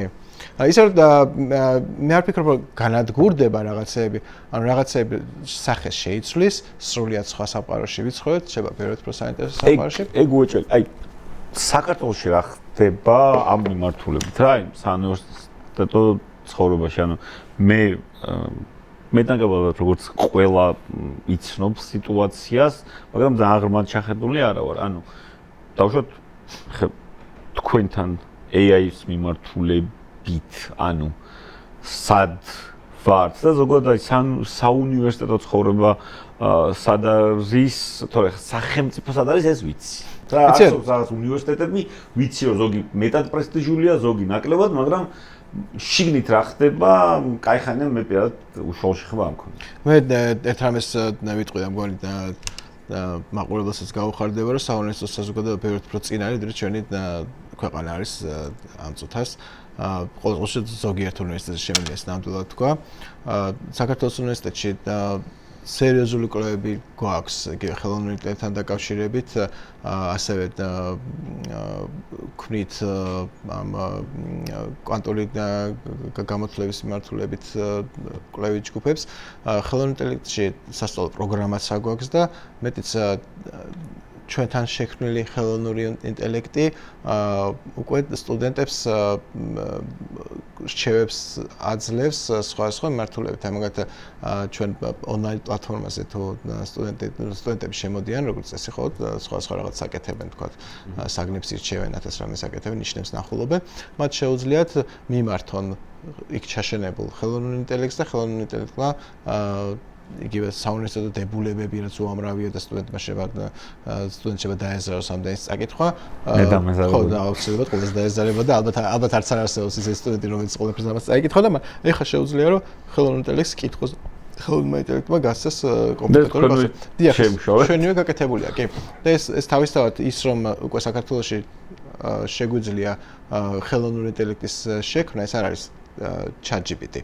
ეს არ არის ეს ენობრივი მოდელი, რომელიც აქ ცალკე ხელოვნურ ინტელექტზე და პლატფორმაზეა საუბარი, რომელიც არის გაწვრილი რაღაც კონკრეტულ რაღაცაზე და მას შეუძლია შესაბამისად პასუხები მოგცეს, რაღაც დაიმახსოვროს, ისწავლოს და მოგცეს. თანამშრომლობის მოდელები დავუშვათ უცხო ქვეყნებთან, ანუ ევროპის, ამერიკის და ასე შემდეგ ქვეყნებთან არის თუ არა, ანუ მაინტერესებს, რამდენად საინტერესოები შეიძლება ვიყოთ სხვაებისთვის გარეთ სამყაროსაც. ეხლა ისე რაც დასაწყისში ვახსენეთ ეს NVIDIA-ს წასვლა სომხეთში რა, მე რატომ მაინტერესებს ხო, მინდა რომ ამ ქვეყნის რაღაც განვითარება ნახო და ასე შემდეგ და არსებობს ეგეთი მოდელები, თქვა შეფერხდა თუ როგორი სიტუაცია მაქვს. არა, ჯერჯერობით გვაქვს დასავლეთთან ურთიერთობა და მიუხედავად ყველაფრისა მიმედი აქვს რომ არ შემცირდება ეს ურთიერთობა და იგივე ხელოვნური ინტელექტის იქნება თუ სხვა ტექნოლოგიების მიმართულებით აი სწორედ ცოტა ხნის საუბრობდი რომ ჩვენი უნივერსიტეტის განვითარების შემდეგობი ეტაპი და სხვა უნივერსიტეტებისაც საქართველოში ეს უნდა იყოს რომ ჩვენ ტექნოლოგიების გამყიდველი ექსპორტიორები უნდა გავხდეთ და ეს სხვანაირად შეუძლებელია თუ არა გაქვს ურთიერთობა დასავლურ უნივერსიტეტებთან. თავისთავად მიუხედავად იმისა რომ სოფლიო გლობალურია, რთული არის ისე რომ დააკავშირო მეცნიერი ანტრეპრენერს, ხო ეს ვიღაცა კიდე იმას venture capital-ზე ამ შემდეგ ძალიან რთული არის, ამიტომ ჩვენ უნდა ვისარგებლოთ უკვე არსებული ეკოსისტემებით, რომლებიც არის რომელიღაცა კვლევითი ცენტრების, უნივერსიტეტების ირგვლივ, აი მაგათ ვთქვათ Silicon Valley არის ესეთი ეკოსისტემა, ხო იქ რაღაცა Harvard, MIT ეს არის ეგეთი ეკოსისტემა, თქო, არის Cornell's უნივერსიტეტი არის ესეთი ეკოსისტემა, ხო? აი ესეთ დიდ უნივერსიტეტებს, თქო, Oxford, Cambridge ეს არის ეკოსისტემები, სადაც არის საშუალება, რომ შენ იმათ მიუკავშირდე და იქიდან გაიტანო შენი ტექნოლოგიები, სამეცნიერო წინსვლები. და იმათთან რომ იყო დაკავშირებული და იმათი პლატფორმით, იმათი ეკოსისტემით რომ ისარგებლო, შენ უნდა ქონდეს მათთან ურთიერთობა. მათ შორის უნდა ქონდეს კვლევითი ურთიერთობა, უნდა ქონდეს ასთა გაცვლა, რაღაც საერთო კვლევითი პროექტები და ასე შემდეგ. მე ხა ისაც ვთქვი, რომ მაქვს რაღაც გამოცდილება ლექტორობის რა და მაშინაც ძალიან მაწუხებდა ისაკითხი, რომ აი ადამიანი რომელსაც მე რაღაცას ვასწავლი, რამდენად დასაქმებადი ეს ადამიანი, ხა ბოლო ყავს ძალიან ბევრი იურისტი, რაცებული ვარ და ძალიან ბევრი საერთაშორისო ურთიერთობების სპეციალისტი და ტელევიზია ხომ მიაქვს საერთაშორისო ურთიერთობების ექსპერტებს, აი მოროშკინაც დაწყებული ყველა ექსპერტია და გვეუბნებიან ბრიანსკში რომ შეიჭრებიან უკრაინელები რა ისწავლს პუტინი, ხო? სიტყვაზე, მაგრამ ანუ აი შენი ინფორმაციით თქვა რა არის ყველაზე პოპულარული მიმართულებები დავშოთ თქვენს უნივერსიტეტში თუ ზოგადად ქართულ უნივერსიტეტებში და მეორე რამდენად კონკურენტუნარიანია ქართველი სტუდენტი რა შიდა ბაზარზე თუ გარე ბაზარზე იმიტომ ხა აი რაღაც რიგი კვლევი მათ შორის ეხლახან ჩატარდა გაეროს კვლევა თუ არ ვთქვი რომელიც აჩვენებს რომ ქართულ სტუდენტს არ შეუძლია იდებატოს ან დისკუსია წარმართოს ვერ იგებს რაღაც შინაარსი ვერ გამო საკითხს. ხო, საკითხს შინაარსი ვერ გამოგდა. ამ დროს ხო, ახლა გასაგებია კონკურენტუნარიანობა სადღაც მიდის, ხო, იკარგება და აი შენ რა შეგიძლია გითხრა ამ ხრივ? ჯერ ასე გავყოთ პირველი თქვა პოპულარული რა მიმართულებებია, ხო? პოპულარული არ ნიშნავს რომ ის აუცილებლად კონკურენტუნარიან სტუდენტს შექმნის. საერთოდ. ხო. მაგალითად იგივე სამართალი რო ახსენეთ, მე ისე არ უნდა გამომივიდეს ხო თქოს სამართლის სპეციალობას რამენად ვაკნინებ. ძალიან მნიშვნელოვანი, ძალიან საჭირო არის, მით უმეტეს აი ესეთ ქვეყანაში, როცა ხედავთ რომ რა ხდება სასამართლო სისტემაში, რა თქმა უნდა ჩვენ გვჭირდება კარგი სამართლის მცოდნეები, კაი მოსამართლეები, კარგი იურისტები. ასევე გვჭირდება კარგი საერთაშორისო ურთიერთობების სპეციალისტები. და იმასაც ისიც არ ვიცით რა ოდენობით გვჭირდება. მაგათ ხანდახან ამბობენ ხოლმე რომ თქვა და საქართველოს ჭირდება თქვა რა ვიცი წელიწადში თქვა 70 იურისტი ან თქვა 80 პოლიტოლოგი ხო სწორდება. ეს არასწორი 20 ექიმეს ეს იმ თავით არასწორი ხედვა, იმიტომ რომ 20 და ამიტომ ჩვენ ავდგეთ და 20 ექიმი გამოუშვათ და ესეთი გქონდეს ეს არ იქნება სწორი, იმიტომ რომ ჩვენ უნდა გამოუშვათ ალბათ ბევრად მეტი იმისთვის რომ იყოს ჯანსაღი შიდა კონკურენცია. ჩვენ ხარ გვინდა ცუდი ექიმი ან ცუდი იურისტი, ხო? და თუ ჩვენ 20 იურისტი გამოუშვით და 20 საჭიროება იყოს, მაშინ ყველა ვინც გამოუშვით, ყველა ესე ვთქვათ ისინი დასაქმდებიან და არ იქნება შიდა კონკურენცია. აუცილებელია შიდა კონკურენცია იყოს იმისთვის, რომ ყველაფერში ხარისხი აიწიოს. მაგრამ თავისთავად მოდით თქვათ ესეთ რა მიმართულებები არის ისეთი, რომელიც უფრო მეტად შანსს აძლევს ადამიანს, რომ დასაქმდეს. ცხადია დღეს უფრო ტექნოლოგიური მიმართულებები უფრო მეტ ალბათობას, უფრო მეტად შანსი გაქვს ადამიანს, რომ დასაქმდე, თუ თქვათ განვითარებული ხარ ტექნოლოგიურ თვალსაზრისით, იქნება ეს IT ტექნოლოგიების, საინჟინრო ტექნოლოგიები, ბიოტექნოლოგიები, თუ ასე შემდეგ, მედიცინა და სხვა. მაგრამ აი იმ სიიდან შემიძლია წაგითხო, data scientist უკვე არის იმ იმაში ხო მომავალში იქნება ჯერ ხო არა ტექნოლოგიური მომავალში იქნება ჯერ დასაქმებულია ჩვენ ესეც ნახეთ რამდენი რაღაცას უნდა შევხედოთ ერთი უნდა შევხედოთ იმას რომ პოპულარული რო არის იმას არნიშნავს რომ ის აუცილებლად დასაქმდება პოპულარული მიმართულება როა ის რომ ამ წუთას დასაქმდება ეს არნიშნავს რომ 10 წელს მეც დასაქმებული იქნება ან ბევრი რაღაცა არის ის რო თქვა საქართველოში შეიძლება დასაქმდეს ის იმას არნიშნავს რომ სოფლიო ბაზარზეც კონკურენტუნარიანი იქნება და უამრავი ესეთი რაღაც შეიძლება ჩავშალოთ. პირველი ავიღოთ როცა ლაპარაკობთ რაღაც მიმართულება არის პოპულარული. როცა რაღაცა მიმართულება არის პოპულარული, ეს რა თქმა უნდა იმას ნიშნავს, რომ ძალიან ბევრი ადამიანს უნდა იმ რაღაცის სწავლა, ხო, ბევრი ადამიანი ამ რაღაცის სასწავლებლად მოდის და ეს ბევრი ადამიანის სულელი არ არის. რახან ეს ადამიანები, ამდენი ადამიანი ირჩევს წელს ახლა რომ ისწავლოს იურიდიულ ფაკულტეტზე, შეიძლება ერთი კონკრეტული სტუდენტი, ერთი აბიტურიენტი, თქვა სულელი იყოს და ვერ მიხვდეს რა არის საჭირო, მაგრამ იმას ხო ყავს თავი მშობლები იყოს, ბებია იყოს, ბაბა იყოს, ნაცვლები იყოს, მეზობლები იყოს, ხო? საბოლოო ჯამში ხო ურჩევენ. როდესაც ამდენი ადამიანი წყვეტს რომ ისწავლოს იურიდიულზე, ესე იგი, ამაში არის გარკვეული ლოგიკა. ეს იმაში ნიშნავს, რომ წლების განმავლობაში ის ადამიანები, რომლებიც იურიდიულზე სწავლობდნენ, მერე იდეაში კარგად საქმდებოდნენ. შეიძლება მანდამაინც მოსამართლეები არ ხდებოდნენ და თქვა პროკურორები ან რაღაც ადვოკატები, მაგრამ მაინც რაღაცა ახერხებდნენ, აი მათი იურიდიული ცოდნა დეგი იყო იმისთვის, რომ მე ისინი დასაქმებულიყო. ხშირად, როდესაც საზოგადოება შედარებით ეკონომიკურად ნაკლებად განვითარებული არის, ვიწრო სპეციალობების მოთხოვნა არის ხოლმე ძალიან ცოტა. აი მაგალითად, თქვა საქართველოში ვიოლინოს ხემის სპეციალისტი რამდენი არის საჭირო? შეიძლება ერთზე და ორზე იყოს, ხო, საერთოდ იყოს საჭირო. ამგონია ბევრი სტრადივარიუსი გვჭირდებოდა. ხო, ანუ ვიწრო სპეციალისტი როცა ხდები, აი ესეთ ბაზარზე, სადაც ეკონომიკა განვითარებული არ არის, შენ ყოველთვის რისკავ იმას, რომ შეიძლება ვერ დასაქმდე. მაგრამ შენ თუ რაღაცა ფართო სპეციალობას იღებ, როგორც აი ბიზნესის ადმინისტრატორი ხარ, ან იურისტი ხარ, ხო? მაშინ ბევრად უფრო მეტი საშუალება აქვს, რომ სადღაც დასაქმდე, ხო? ამიტომაც ირჩევდა ეს ამდენი ადამიანი ირჩევს, თქვა, ესეთ მიმართულების იურიდიულს რაღაც საერთაშორისო ურთიერთობებზე, ამას ანიშნავს, რომ ადამიანი მანდამაინც საგარეო საქმეთა სამინისტროში დაამთავრებს კარიერას. თუმცა ეგ არის ადამიანი როცა სწავლობს საერთაშორისო ურთიერთობებზე, იდეაში უნდა ქონდეს საგარეო საქმეთა სამინისტროში იმუშავა, მაგრამ ეს ადამიანები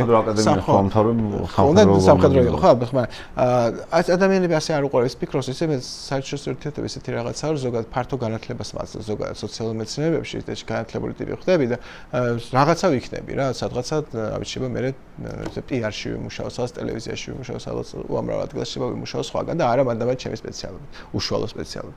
იმიტომ რომ ეს არის რაღაც ფართო განათლების მომცემის სპეციალობა. ხო, ადამიანს თორსა იურიდიული განათლება აქვს, საერთაშორისო ურთიერთობების განათლება აქვს, ბევრ რამეს თან მოიცავს, ხო? ეს ნიშნავს, რომ შენ ცოტა რაღაც ისტორიაც გაგეგება, ცოტა ეკონომიკაც იცი, ცოტა რაღაცაც იცი, ხო, ამდენი რაღაცა, როცა ამ მიმართულებებზე სწავლობ. ხა, როცა ხარ ვიოლინოს ხემის სპეციალისტი, მარტო ვიოლინოს ხემი იცი. და ამ შემთხვევაში უფრო ფართო განათლება აქვს, შეიძლება ბევრ რაღაცაში დასაქმდე. ამიტომ ის რომ ადამიანებში რაღაცა მიმართულებები პოპულარულია, ეს არის იმის გამო, რომ ესე იგი რაღაცა პერიოდში, რაღაცა ეტაპზე ამ მიმართულება დამთავრებული ხალხი უფრო ადვილად შეულობდნენ, უფრო წარმატებულები იყვნენ ზოგადად საზოგადოებაში. ამიტომაც მოდის ხალხი ამ ერთ მაგალითი სხვა შორის პოპულარული პროფესიის, რომელიც მე საჭირო არ გახდა, ეგ იყო პარტიის ისტორია. საბჭოთა კავშირი და სავალდებულო. ეს პოპულარული არა, სავალდებულო იყო. პოპულარულია სავალდებულო. სავალდებულო იყო, მაგრამ არსებობდნენ ამის სპეციალისტები. რა? როდესაც იცოდნენ, რომ აი პარტია როდის შეიქმნა იქ ლენი ფინეთში როდის გადავიდა. რომელ კომიტეტზე რა თქოს და უცად აღარ გახდა საჭირო. რომელი შეიძლება იყოს აი ეგეთი პროფესიები, ეხლა გამოწვევა რა. ოღონდ მართლა გამოწვევაა ეს. და ამას მე არ მგონია შეძლო ეს ხა მითხრა, რომ ანუ გამოთვალო რაღაც პროფესიები და როდის. ეგეც მნიშვნელოვანია, ხო ანუ პარტიის ისტორია 50-იანებში, 60-იანებში გაცხოვრებდა ადამიანს, რას ამბობ. ხო, მაგრამ მე ვერ, ეხლა 14 წლის ბავშვს რა უნდა ურჩიო? რომ აი რა უნდა გამოხვიდო, თქვა რა ვიცი, ქიმიკოსი, ფიზიკოსი, ფეხბურთელი, პირობითად. ჩვენ ახლა თუ ვიოლინოს ხემის სპეციალისტი. შეიძლება ვიოლინოს ხემის სპეციალისტი გაცილებით ჭკვიანური არცშოვანი იყოს რაღაც ვარიანტში. ჩვენ ახლა უნივერსიტეტში გავაკეთეთ ეს პროგრამა ინოვაციური ლიდერობა. რომელიც სწორედ ამაზე არის მიმართული. ანუ ეს არის როგორი პროგრამა, რომელიც მეტნაკლებად ტექნოლოგიებში განათლებასაც გაძლევს, ცოტა ფიზიკაში, ქიმიაში, IT მიმართულებებშიც ზოგადად ტექნოლოგიურ განათლებასაც გაძლევს და თან ამავე დროს ლიბერალ არტის განათლების ის არის, რა ქვია, შეჯვარება არის, მათ შორის დიად წიგნებსაც სწავლობ. ანუ ცოტა ჰუმანიტარული. ანუ ფართო განათლება აქვს და ეს ყველაფერი არის იმასთან ერთად, რომ სხვა ანტრეპრენიული სკილების, გამოგონებლური სკილები და კრეატიულობასაც ანვითარებს. ანუ აი ესეთი პროგრამა არის, რომელიც მიგვაჩნია, რომ ისეთ ადამიანებს შექმნის, რომლებიც შემდგომ წლებში იქნებიან წარმატებულები. ანუ ადამიანები, რომელსაც აქვს ფართო ცოდნა ტექნოლოგიებში და სოციალურ-ჰუმანიტარულ მიმართულებებში და საჭიროების შემთხვევაში ნებისმიერ დროს ცხოვრების რა ეტაპზე რაც დაჭირდებათ შეიძლება იმაში უფრო დასპეციალიზდნენ, რომ ამის საფუძველი ექნებათ, ეს იქნებიან ადამიანები, რომლებიც ექნებათ ესეთი კრეატიული უნარები, საგამომგონებლო უნარები, სამეწარმეო უნარები, რაც საბოლოო ჯამში მათ ეს თქვა ანტრეპრენიორული პერსპექტივას მისცემს. აი ესეთ ეხა ვარაუდობთ, ეხანდელი გადმოსახედიდან ხედავთ, რომ აი ესეთი ტიპის განათლება, რომელიც ორიენტირებულია ფართო ცოდნაზე, არა დეტალიზირებულ, მაგრამ ფართო ცოდნაზე ბევრი მიმართულებებში, რომელიც შენ თვალსაწიერს გიფართოვებს და ამასთან ერთად სხვა ისეთი უნარები, რაც ძალიან ადამიანური არის, კრეატიულობა და გამომგონებლობები, აი ესეთ უნარებთან შეჯვარებული, ალბათ იქნება ის იდეალური ვარიანტი მომავლის ლიდერისთვის. ჩვენ ახლა ისე უნდა მასაც უნდა შევხედოთ, რომ როცა ლაპარაკობთ დასაქმება, რას გულისხმობ დასაქმებაში და რას ნიშნავს წარმატებულ დასაქმებას. თქვა დასაქმებაც სხვა საფეხურზე შეიძლება, ხო?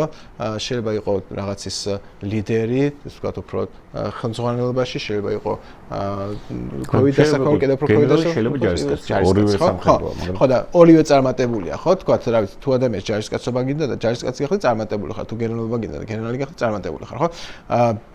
აი თქვა თუ შენ ვარაუდობ ესეთი ლიდერშიპის პოზიციებზე მომავალი ლიდერი როგორი უნდა იყოს და რა ცოდნა და უნარები უნდა ქონდეს, სავარაუდოდ ეს იქნება ის რაც ჩვენ ამ ინოვაციურ ლიდერობაში გავაკეთეთ ესეთი პროგრამა. მაგრამ ასევე ეს იმას არნიშნავს, რომ ადამიანის ვიოლინოს ხემის სპეციალისტი გახდება, ის წარუმატებელი იქნება, ხო არა, ის თავის მიმართულებაში შეიძლება ასევე წარმატებული იყოს. ანუ იმას სხვა ცოდნა და უნარები სჭირდება.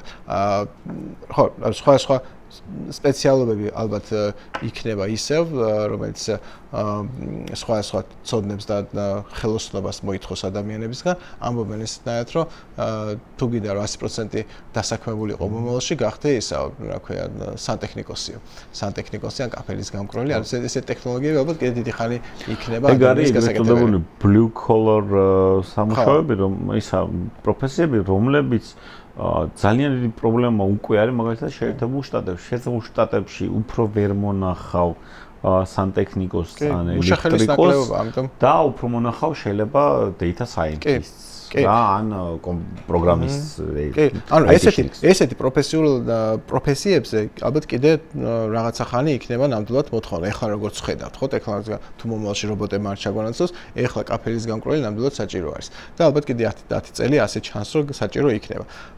ისე რომ ალბათ ადამიანმა ეს გადაწყვეტილება უნდა მიიღოს, რომ ან რაღაც კონკრეტულ ეს რაც ქვია, ხელოსნობას ხო, ჩვენთან ამის დაფასება აი დიდი ხანია არ ქონდათ. რატომღაც აი ქართულ მენტალიტეტში შეგედით ვაჭარი იყო, რატომღაც ცუდი ტიპი, აი რატოა ვაჭარი ცუდი ტიპი, ხო, არ არის. ან მაშინ თუ ცუდი ტიპია, მისი მომსახურებით და სერვისით რატო სარგებლო, მაშინ არაფერი არ უნდა იყიდო ამ ვაჭრისაგან, ხო? და თვითონ ეთაკილებოდათ თან ვაჭრებთან მე მაინც რაღაცა შედიოდნენ, მთელი ხა მე-18 საუკუნის ის რაც იყო ეს პერიპეტიების ქართველი თავადაზნაურობა, რომ მე ნელა ქორწინდებოდა ამ დიდარ ვაჭრების შვილებს. კეთო და კოტეს ამბავი რა პრაქტიკულად. კი, აი მე აი სახმუნებრივია ხელოვნებაშიც რა და ამას ხელოსნობის და ხელობის პატივისცემა არსებობდა არ და სამაგარი რაღაცა რატომაც არა. იცი, მე ვფიქრობ აი ეს რაც იყო როცა ლაპარაკობ ამ როცა იგივე ვაჭრობა და ეს ხელოსნობა და ეს უფრო ზევიდან უყურებდნენ არისტოკრატია, ეს არის უკვე ჩვენი არისტოკრატიის დასასრულის პერიოდი, ხო? მათ შორის უკვე რუსეთთან შეერთებულები ვართ და ეს არის მათი მორალურითაც და ყოველ სოციალური სტატუსის შემცირების პერიოდი. აი თლა ესე ვიგებ, ნახეთ. მანდაც მასეა. იცი, ამას მარტო რუსებს ვერ დააბრალე. ნახეთ, მოდი ავიღოთ განვითარებული ჩვენი შუა საუკუნეების პერიოდი, ხო? რუსთაველში კი არის ეს თქვენ ვაჭარი ჯაბანი ხარ, ხო? კი, მაგრამ ეს იმას არნიშნავს, რომ ის ავთანდელია კაცო ამირსპასალარის ძე არის და ეს ძალიან მაღალი დონის არისტოკრატია, ხო? მეფეზე ყავს, მეფის ის უნდა რა ქვია, ცოლად მოყვანა, ხო? ხა ასეთ იმას გაუტოლეთ, მაგრამ რეალურ ცხოვრებაში ესე სავარაუდოდ არ იყო. მათ შორის შოთა რუსთაველის დროსაც კი ქართული არისტოკრატია ცნობილი იყო ვაჭრობაში ჩართული იყო. აი მაგალითად არის ესეთი ამბავი. უამრავი შეღავათი დააწესა დავით აღმაშენებელმა თბილისში შემოვიდა პირველი რაც ქნა ვაჭრებს აუტოზე შეღავათი. ჩვენი ვაჭრებს თავი გავანებოთ არისტოკრატები იყვნენ ჩვენთან ვაჭრები ძალიან მაღალი დონის არისტოკრატები. არის ესეთი ძალიან საინტერესო ამბავი როცა უკვე ჩვენ გავღარიბდით საქართველოს. დაიწყო პროცესი ძველად რომ არისტოკრატები ეკლესიებს ჩუქნიდნენ მიწებს მე დაიწყეს უკან წართვევა. ხო და მაშინ სასამართლო პროცესები ეწყობოდა და ჯერ კიდევ ეს იყო და არსებობს საბუთები ამ სასამართლო პროცესების. და ერთ-ერთი პროცესი მოიგო ეკლესიამ. და როგორ მოიგო? ეს რაღაც თორელთა საგვარეულო ედავებოდა რომ რომელიღაცა ჩვენმა წინაპარმა თორელმა თქვენ გადმოგცათ თორელების მიწა და ეხლა დაგვიბრუნე უკან თორელების მიწა. ეს მისი არ იყო, ეს არის თორელების მიწა და დაგვიბრუნე უკან, ხო? და ამ დროს ეკლესია მოიტანა საბუთი აი იმ კონკრეტული კაცის იმ თავადის იმ თორელის მემუარები, სადაც ზუსტად წერია რომ ეს მიწა მან თვითონ შესძინა თავის საგვარეულოს და როგორ მონღოლები რო შეიჭრენ შუა აზიაში ბუხარა და სამარყანდი რო აიღეს ჯერ სანამ საქართველოს შემოესწეოდნენ ის პერიოდი როცა ხვარაზმიც აიღეს ხვარაზმი აიღეს და ამ დროს ჯერ ჩვენთან შემოჭრილები არ არიან და ჩვენ ჯერ კიდე კარგად ავართ რა პოსტ თამარისეული ეპოქა და ამ დროს ცნობა მოვიდა რომ დიდი ქალაქები მერვი ბუხარა სამარყანდი გაიძარცვა მონღოლების მიერ და ეს თვითონ წერს თავის იმაში მე ეგრევე მივხვდიო რომ ქალაქებს რო გაძარცვავდნენ რომ რა თქმა უნდა უამრავი ნაძარცვი ნადავლი გამოვიდოდა ვერცხლიო გასაყიდად და ბევრი ვერცხლი რო გამოვა ბაზარზე საერთოდ ეკონომიკის კანონია რაღაცა ბევრი რო გამოდის იაფტება ხო რა ვიცი სეზონური ხილი რო შემოდის ცოტა იაფტება ხო იმიტომ რომ ბევრი და ამიტომ მე მივხვდიო რომ შუა აზიაში ვერცხლი იაფად შესაძლებელი იქნებოდა ვერცხლის იაფად ყიდვა ამიტომ ჩავედი თბილისში და დავთ ახსენე ჩავიდა თბილისში იქ რაღაცა საბანკო დაწესებულების ის იყო რა ქვია ჩანასახები იმ დროს ორტაღი ერქვა თუ არ ვცდები მივიდა ამ ორტაღში იქიდან ისესხა ფული წავიდა ჩავიდა შუა აზიაში იქ იყიდა ვერცხლი ჩამოვიდა საქართველოში გაყიდა ძვირად და აი მოგება რაც ნახა იმით შეიძინა მიწები და სოფლები და მე აი ეს მიწები და სოფლები და გლეხები რაც შეიძინა ის მე რაღაცა ეტაპზე გადასცა ეკლესიას ხო და აი ეკლესიამ მაშინ დაამტკიცა რომ ესე იგი ეს მიწები რაც თორელებმა გადასცეს ეკლესიას ეს იყო კონკრეტულად იმ თორელის შექმნილი და არა საგვარეულოდ მასზე გადმოცემული საგვარეულო მიწა და ამიტომ დარჩა ეს მიწა ეკლესიას მაგრამ ეს არის მაგალითი რომ ეს კაცი ეს უმაღლესი დონის თავადი იყო ჩართული ჩვეულებრივად არ აღწერს კიდე ამას და ყვება როგორც ექსპედიცია მოაწყო სავაჭრო ექსპედიცია და დიდი ამბავი გააკეთა ხო პრაქტიკულად იმდროინდელი ესეთი ანტრეპრენერი კაცი იყო ხო და ამიტომ შეიძლება ხო თქვა ავთანდილი ეძახდეს რომ თქვა ის უფრო ვაშკაცობა შეიძლება იყოს მეფისთვის თავდადება და ხატაელთა ლაშქრის ამოწყვეტა მაგრამ ეს იმას არნიშნავს რომ ჩვენი თავადები თაკილობდნენ ვაჭრობას ჩვენი თავადები აქტიურად ჩართულები იყვნენ ვაჭრობაში ამის ბევრი დამაგვამტკიცებელი საბუთია ხო მაგრამ ჩვენი სტუდენტები თაკილობენ ხელოსნობას ხშირად ხო ალბათ ზოგადად ხო რა ვიცი ეს მგონი უფრო ძალიან საბჭოთა მენტალური ის არის იმიტომ რომ ჩვენ ხო ის საზოგადოება ვიყავით სადაც ყოველს დიპლომი უნდა გქონოდა უდიპლომო სასიცოცხლო ყოფილიყო მუშათა და გლეხთა საზოგადოება იყო მუშათა და პროლეტარიატის ქვეყანა ვიყავით მაგრამ პროლეტარიატი რატოღაც ყველა დიპლომი უნდა ყოფილიყო ცოლს ვერ მოიყვანდი თუ დიპლომი არ გქონდა სასიცოცხლო ხო კი ბატონო ხო და ამიტომ ამ ასეთი როცა ასეთი კულტურული ისა გვაქვს რა ქვია წარსული რა თქმა უნდა აქედან ესე გამოსვლა ასე ადვილად არ მოხდება. ისე ამ მიმართულებით რამე პროფესიულთან მიახლოებულ ეს ვთქვათ უნარჩვევს არც ერთი უნივერსიტეტი მგონი არ აძლევს ხო? იცი ეს უნივერსიტეტის საქმე არ არის პროფესიული ხო გვაქვს პროფესიული კოლეჯების ერთ-ერთი არის თბილისში აფრიკაში არის ერთ-ერთი არ ვიცი ხა ფუნქციონირებს თუ არა რა ერთი ორი წლის წინ ვიყავი მან რა მოვხდი შემთხვევით და ნუ რაღაცებში ამზადებდნენ ბავშვებს რაღაც ხელოსნობდნენ აქეთ-იქით რა მაგრამ ნუ ეხლა უნივერსიტეტის საქმე მაინც ხო უნივერსიტეტის ნაკლებად ჩვენ გვაქვს ცალკე კოლეჯი გვაქვს საუნივერსიტეტო კოლეჯი რომელიც ცალკე IT მიმართულებით არის კოლეჯი და კიდეც არის კულინარის მიმართულებით მაგრამ ზოგადად კულინარის მიმართულებით გვაქვს არს კურსო მაინც არ არის თქო უნივერსიტეტი მაინც ცალკე ორგანიზაცია ზოგადად არ არის ხო საუნივერსიტეტო საქმე მაგრამ ფიქრობ რომ ადრე თუ გვიან დრო მოიტანს და აუცილებლად ეს სახელობო ეს პროფესიები დაფასდება და ვიღაცები ამას სერიოზულად მოკიდებენ ახლა მაგალითად ამერიკაში ძალიან ძვირი ღირს ზოგადად დასავლეთში ესეთი ხელოსნის მომსახურება, მათ შორის სანტექნიკოსის, კაფელის გამკროლის და ესეთი ტიპის მუშები საკმაოდ ფასობენ და საკმაოდ მაღალ ხელფასზე მუშაობა. შეიძლება არ ნაკლებ ხელფასზე ვიდრე თქვათ რაღაცა IT-შნიკები. კიდევ ერთი კითხვა, კითხვა საკითხი, ზოგადად საქართველოში ყოფს უყურებთ როგორ პრესტიჟულია რა, რაღაც პრესტიჟულია, რაღაც არაპრესტიჟულია რა. გაზ 24 იყო პრესტიჟული, დღეს არაა პრესტიჟული და რა ვქნა ძმაო, არაა პრესტიჟული. ანუ უნივერსიტეტების რეიტინგი, როგორც არის, მე არც არ შემოხვდი. ანუ არსებობს რა იქ რაღაც ქართული უნივერსიტეტების რეიტინგი. აი, ხო არის სოფლიო უნივერსიტეტების რეიტინგია და რუსები რაღაც თავს იგიჟებდნენ ერთი პერიოდი, ნუ ომამდე მაინც მაგარი უტყდებოდათ, რომ ლომონოსოვის უნივერსიტეტი უკვე გასული იყო ყველა რეიტინგიდან იყო გავარდნილი საერთოდ, მაგრამ აი ქართული უნივერსიტეტის რეიტინგები მე არ შემოხვედრია. პრესტიჟულობის რეიტინგი შეიძლება მეტნაკლებად გითხრას. ყველა ქართველს შეუძლია ალბათ, მაგრამ აი რეიტინგები არსებობს თუ არა და თქვათ რომელ ადგილზე ხართ აი თქვენ.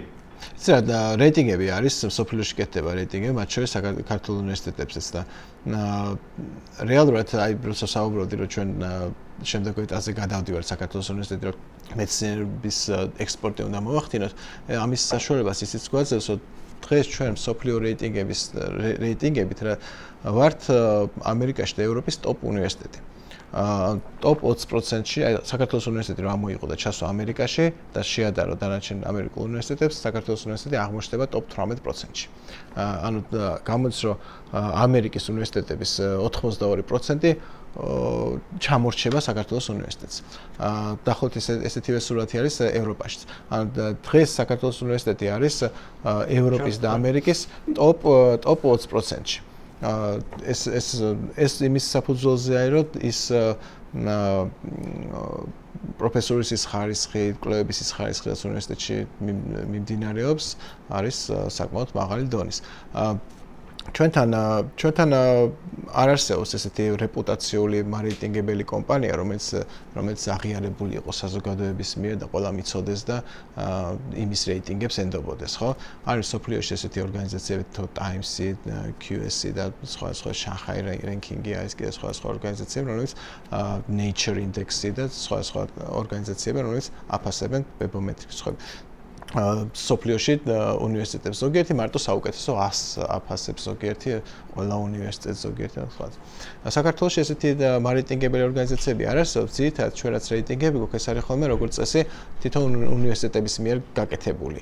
და ხო იცით და ნებისმიერ შემთხვევაში რაც აიღებ კრიტერიუმებად, იმის მიხედვით შეგვიძლია დააწყოთ რიგიც, ხო? თუ მაგალითად მივიღებთ კრიტერიუმად იმას, რომ ყველაზე კაი უნივერსიტეტია ის, რომელიც სადაც ყველაზე მეტი სტუდენტი სწავლობს, მაშინ რაღაც სხვა ერთი უნივერსიტეტი აღმოჩნდება, ხო? თუ ვიტყვით რომ ყველაზე კაია ის უნივერსიტეტი, რომელსაც თქვა რა ვიცი, ყველაზე ბევრი კომპიუტერი აქვს, ეს მაშინ ეს სხვა აღმოჩნდება და ასე. იყო ჩვენთან ესეთი ამჟამად სოფლიოში კრიტერიუმები, რომლის მიხედვითაც აფასებენ უნივერსიტეტებს, ეს არის რა ხარისხის პროფესურა არის იქ, ხო? აი დაახლოებით როგორც თქვა პროფესურაზე ხარისხის პროფესურა, ალბათ მის ხარის განსაზღვრავს ციტირების ინდექსი, ხო, ზუსტად ეგ განსაზღვრავს, მაგით ადგილი ვერ აფასებ, ხო, და სხვანაირად. ეხლა თავისთავად, როგორც ჩვენ ვთქვათ, ღმერთმა დაგვიფაროს სამწყობოში ან რაღაცა სადღაც გვინდა კარგი წასვლა, კარგი ექიმს ვეცებთ, ხო? ასევე არის უნივერსიტეტში მიდიხარ, იდეაში უნდა ეცადე კარგი პროფესორს, ხო? ეს კარგი პროფესორი რთული საპოვნია, ესეთ იმიტომ რომ არსებობს რაღაცა აპარატი, რომელთაც რაღაც დოქტორომეტრია, რაღაც რომელთაც გაზომავ რამდენად კაი პროფესორია, ხო? ერთ-ერთი ამისი შეიძლება თქვა ეს პირდაპირ ალბათ ერთ-ერთი მნიშვნელოვანი საზომი, ეს არის მისი კონტრიბუცია მეცნიერებაში. და როგორ ზომავთ მის კონტრიბუციას მეცნიერებაში? რა ადამიანმა თუ რაღაც პუბლიკაცია გააკეთა, წიგნი გამოსცა, რაღაცა სტატია დაწერა და ეს ბევრს მოეწონა და ბევრმა მის ამ გამოკვლევას დააყრდნეს კიდე და დაეყრდნენ და კიდე ახალი ცოდნა დააშენეს, ხო? ესე იგი იმ ადამიანს რაღაც ღირებული შეუქმნია. და ამიტომ ჩვენ ესე ვარაუდობთ, რომ თუ ადამიანს აქვს მაღალი ციტირების ინდექსი, ანუ მისი პუბლიკაცია ბევრმა სხვა მეცნიერმა გამოიყენა და დააწითირა, იმას დაეყნა სოციალების ენაზე თქვა თუ ბევრმა დააშერა, ესე კაი მეცნიერება გაუკეთებია. და ასეთ ძირითადად ეს არის ერთ-ერთი მთავარი კრიტერიუმი ერთად უნივერსიტეტს ზომან. არის კიდე სხვა მნიშვნელოვანი კრიტერიუმები, თქვა, როგორიც არის სტუდენტების დასაქმების მაჩვენებელი, როგორიც არის თქვა თანაფარდობა პროფესორებს და სტუდენტებს შორის და ასე შემდეგ. სხვა კრიტერიუმის მიხედვით, სხვა მარკეტინგებელ კომპანიას მეტნაკლებად ერთად, მათ ცოტა განსხვავებული კრიტერიუმები აქვს. აი საერთაშორისო მარკეტინგებელ კომპანიები მიხედვით საქართველოს უნივერსიტეტი არის საქართველოში ტოპ უნივერსიტეტი და მსოფლიოში შედის ტოპ 20%-ში. ოჩო, აი მოდი ამ ოპტიმისტურ ნოტას დაგემშვიდობებით. დიდი მადლობა სტუმრობისათვის. საინტერესო საუბარი იყო, ჩემს პირად საინტერესო იყო. მადლობა ასევე მსმენელებს. ეთერში იყო გადაცემა აპოლიტიკური კოდი YouTube პლატფორმაზე მისმინე. გამოიწერეთ ჩვენი არხი, გამოგყვებით სოციალებში. დიდი მადლობა.